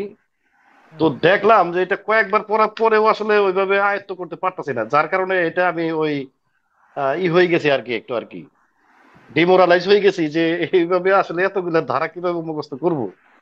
এই জন্য বললাম যে আচ্ছা, আসলে কোনো অন্য কোনো আচ্ছা, টেকনিক আছে এখানে না কিনা। আরো আরো আরো একটু টেকনিক বলি। এই নিয়ে লাইভ ক্লাসে, এইগুলো লাইভ ক্লাসে আলোচনা আমরা করব। হচ্ছে আমি এই জিনিসটা আবার আপনাদের রিপিট করছি। আমি ফাউন্ডেশন, ফাউন্ডেশন হচ্ছে যদি বিল্ডিং এর সাথে তুলনা করে আপনার ভিতটা মজবুত করা। আপনি যখন একটা বাড়ি তৈরি করবেন, ফাউন্ডেশন দিবেন। ফাউন্ডেশনটা স্যান্ড পাইলিং হতে পারে, মেন পাইলিং হতে পারে, বা যদি দোতলা বাড়ি করেন তাহলে হয়তোবা আপনার কলামও দেওয়া লাগবে না, জাস্ট নিচে একটু কয়েক লেয়ারের 30টা যদি আপনি ইট দেন, মানে 30 ফিটের ইট দেন, হ্যাঁ, 30 ইঞ্চির, তো এইভাবে করা যায়। তো যে ফাউন্ডেশন কিন্তু দেখা যায় না, দেখা যায় কি না, দেখা যায় না, এটা তো নিচে থাকে। নিচে থাকে, দেখা যায় না, কিন্তু অনুভব করা যায় যে এই বিল্ডিং তৈরি করতে কি ধরনের ফাউন্ডেশন দিয়েছে। ঠিক আছে? জি স্যার। তো তো আপনি ফাউন্ডেশনটা মজবুত করেন, এর উপরে যখন বিল্ডিং তুলবো, মানে রিভিশন ব্যাচে যখন বিল্ডিং তুলবো, তখন আপনার এই টেকনিক গুলো আমি শেখাবো। এখন টেকনিক শেখার সময় না, এখন আইনটাকে বোঝার সময়। ঠিক আছে? জি স্যার, থ্যাংক ইউ স্যার। না স্যার, না স্যার, টেকনিক ঠিক আছে স্যার। আমরা স্যার, স্যার আপনি যে লিখছেন জেলা ও দায়রা জজ আদালত, তো এতে বোঝা গেল স্যার আপনি সিভিল ক্রিমিনাল দুইটাই করেন। না, আমি দুইটাই প্র্যাকটিস করি, দুইটাই। জি স্যার, না এটা আ- এটা আমি বুঝে নিচ্ছি কোন জায়গায় স্যার। আপনি যে লিখছেন আপনার নামের পরে অ্যাডভোকেট লিখে লিখছেন জেলা ও দায়রা জজ আদালত, কিন্তু সব জায়গায় লেখে যে অ্যাডভোকেট জজ কোর্ট কুমিল্লা ঢাকা সিটাং রেজিয়ানে আছে, কিন্তু আপনি লিখছেন জেলা ও দায়রা জজ আদালত। এই সিভিল আমরা ওই যে জেলা হয়েছে সিভিল, দায়রা হয়েছে যে ক্রিমিনাল, তাহলে সিভিল ক্রিমিনাল দুইটাই আপনি আছেন। আচ্ছা, আর আজ ক্লাস থেকে আইন বিষয়ে কারো প্রশ্ন আছে কিনা, প্রশ্ন করতে থাকেন। হ্যাঁ, হ্যালো নি- স্যার। হ্যাঁ, বাসেদ ভাই বলেন। স্যার, আমার একটা প্রশ্ন হচ্ছে 89 মধ্যস্থতা, এই আচ্ছা, জিনিসটা আচ্ছা, একটু আরেকবার ব্যাখ্যা করলে ভালো হয়। আপনি আপনি যদি বলেন যে এই পুরো সেকশনটা পড়েন, আমি পড়তে পারবো না পুরোটা সেকশন। আপনি না প্রয়োজনে স্যার, ভিডিওটা দেখবেন, আমাকে আচ্ছা, বলতে দেন। কেউ যদি আমাকে এইভাবে প্রশ্ন করেন এই সেকশনটা আবার একটু বুঝিয়ে দেন, তাহলে আমি এইভাবে বুঝিয়ে দিব না। কারণ ওই যখন ওই সেকশন আচ্ছা স্যার, পড়লাম আমি নির্দিষ্ট। আমি আমি স্যার যতটুকু বুঝতে পেরেছি সেটা একটু বলি। যে এখানে একটা ইংরেজি বাক্য আছে যে after filing written statement the court shall refer the dispute for mediation. এখানে শেল শব্দটা থাকলে অবশ্যই সেটা আদালত বাধ্য থাকবে দিতে, আর যদি মেয়ে থাকে তাহলে এটা আদালতের ইচ্ছাধীন। এটা কত পৃষ্ঠায় বলেন তো? এটা sir page number 149। 149, 49 sir. Meditation আর কি 89। জি স্যার, হ্যাঁ, এটাই এটাই, জি এখানে জি। এখানে যদি ব্রিফ করি, হ্যাঁ, আপনি কোন পয়েন্ট বুঝেননি, এটা বড় তাই আপনার লোড নিতে পারছেন না, যে কি মানে এত মনে রাখবো কি না, করে, এখানে স্যার আমার তারপরে থিমই প্রশ্ন ধরতে হচ্ছে পারেনি। এই যে refer the dispute for mediation, এটার হুম, আপনি একটা বাংলা কথা বলছিলেন, এই ওর মুহূর্তে নিচেই আমার তো খেয়াল দেওয়া আছে। নাই, বাট এটা ওই সংক্ষেপে যে রূপ বলছিলেন এডিআর। এখানে দেখেন যে নিচে ব্র্যাকেটে তোর বাংলাটা দেওয়াই আছে। লিখিত জবাব দাখিলের পর পক্ষসমূহ হাজিরের পর শুনানি মুলতবি রেখে মানে মামলাটা অগ্রগতি না করে, সাক্ষ্য গ্রহণ হুম। শুরু না করে আদালত অবশ্যই মোকদ্দমাটি মধ্যস্থতার জন্য দিন ধার্য করবেন। এটাকে আপনি যদি আদালতে যান, ওই কজ লিস্টে কখনো মধ্যস্থতা শব্দটা পাবেন না, পাবেন এডিআর। তাহলে জি মধ্যস্থতার উপরে আপনি লিখে নেন এডিআর। এডিআর এর পূর্ণরূপ হচ্ছে অল্টারনেটিভ ডিসপিউট রেসুলেশন। ঠিক আছে? অল্টারনেটিভ স্যার এটা, ডিসপিউট রেজুলেশন। স্যার এটা ঠিক আরো আছে, সহজ আছে স্যার, ওই ফলোসাটে স্যার।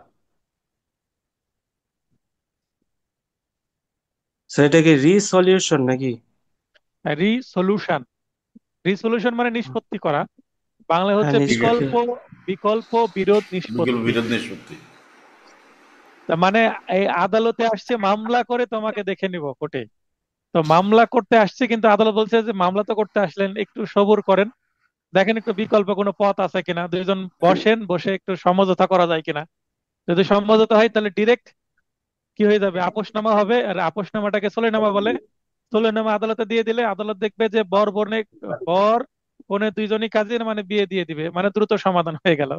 তার মানে বাদী বিবাদী রাজি, এবার ডিগ্রি দিয়ে দিবে। তা এটা তো সোলে ডিগ্রি হচ্ছে আপোষমূলক ডিগ্রি, তাই না? হ্যাঁ, হ্যাঁ। আচ্ছা আচ্ছা স্যার। আর সোলে নামা যেটা, সেটা সাধারণত অ্যাডভোকেটরা দাখিল করে থাকে, তাই তো? অ্যাডভোকেটরা যে কাগজটা, যে দরখাস্ত মানে পিটিশন আকারে দাখিল করেন, সেটাকে সলেনামা বলে, মানে অ্যাডভোকেটরা দাখিল করা বা আপোষনামা যেটাই বলি না কেন। এবং সেইটা থেকে তৈরি হয় একটা জাজমেন্ট বা রায়, অর্ডার। এবং এটা থেকে আবার সেরেস্তায় গিয়ে কি তৈরি হয়, ডিক্রি তৈরি হয়। তাহলে অ্যাডভোকেটরা দিল সলেনামা পিটিশন আকারে, এবং রায় ডিক্রি হবে, রায় তো হয় অর্ডার আকারে। আর ডিক্রি হয় হচ্ছে হাইকোর্টের ফর্ম আছে ডিক্রি দেওয়ার, সেই ফর্ম অনুসারে হয়। যদি আপনার কোনো জাজমেন্টের কপি থাকে, সার্টিফাইড কপি আপনার দেখা থাকে, তাহলে বুঝতে পারবেন উপরে লেখা থাকে হাইকোর্ট ফর্ম নম্বর। হ্যাঁ, আদিম মোকদ্দমার ডিক্রি এভাবে লেখা থাকে। আদিম মোকদ্দমা মানে ওই যে অরিজিনাল শুট। আচ্ছা স্যার, এটা ওই যে সোলে ডিগ্রির বিরুদ্ধে কি আপিল বা রিভিশন চলবে? কিন্তু এখানে যদি কেউ রিভিউ করতে চায়, রিভিউ কি চলে না এটার বিরুদ্ধে, সোলে ডিগ্রির বিরুদ্ধে? কে কে বলেছে চলবে? এখানে লিখেছে আপিল বা রিভিশন চলবে না। চলবে না আর কি, আপিল বা রিভিশন চলবে না, কিন্তু রিভিউ কি চলবে? রিভিউ চলতে পারে যদি গ্রাউন্ডস থাকে। ঠিক আছে স্যার, এগুলি প্রশ্ন ছিল। ওকে। 96, আমরা যখন আপিল রিভিশন, হ্যাঁ, 96 ধারা থেকে শুরু হবে আপিল। আর আমরা রিভিশন 115 ধারায় পাবো নেক্সট ক্লাসে। আরো ক্লাসটা ইন্টারেস্টিং হবে। তার মানে আগামী নেক্সট ক্লাসে ধারাগুলো শেষ হবে, সিপিসির অর্ধেক আমরা শেষ করে ফেলবো। দেখবেন অনেকে ভয় দেখিয়েছে, আপনারা ল পড়তে গেছেন, সিপিসি খুব কঠিন সাবজেক্ট, দেওয়ানি কার্যবিধি কঠিন, সিভিল মামলা কঠিন, এরকম বলবে। কিন্তু আমি যেভাবে নোটে উপস্থাপন করেছি, 2টা ক্লাস করালাম, এবং ক্লাসের শুরুতে দেখবেন একটা চার্ট আছে। হ্যাঁ, একটা কমপ্লিট চার্ট আছে। তো সেগুলো যদি মাথায় নিতে পারেন, এই আইনটা আপনাদের কাছে সহজ মনে হতে পারে। স্যার, এই যে আমাদের 16 আছে স্যার, হুম। ওখানে এডিআর আছে স্যার। আছে তো। এখন কি এটা আদালত, হ্যাঁ, পর্যায়ক্রমে কি এই এডিআরটা এমনি দিয়ে দেবে নাকি? আদালত দিতে স্টেপ বাধ্য, নালে স্টেপ তার বাই স্টেপ চাকরি আসবে। থাকবে না। আদালত যদি এডিআরএ না দেয়, তার আচ্ছা চাকরি স্যার। থাকবে না। কারণ এটা আইনেই বলা আছে। আদালত তো আইনের বাইরে গিয়ে কাজ করতে পারবে না, পারবে কি? না স্যার। আমি এই কারণেই সিভিল মামলা কিভাবে, সিভিল মামলা 3টা পথ। একটা এক্সপার্টে, মানে একতরফা ডিক্রি, একটা সলে নেওয়া ডিক্রি, এবং একটা কন্টেস্টিং জি ডিক্রি।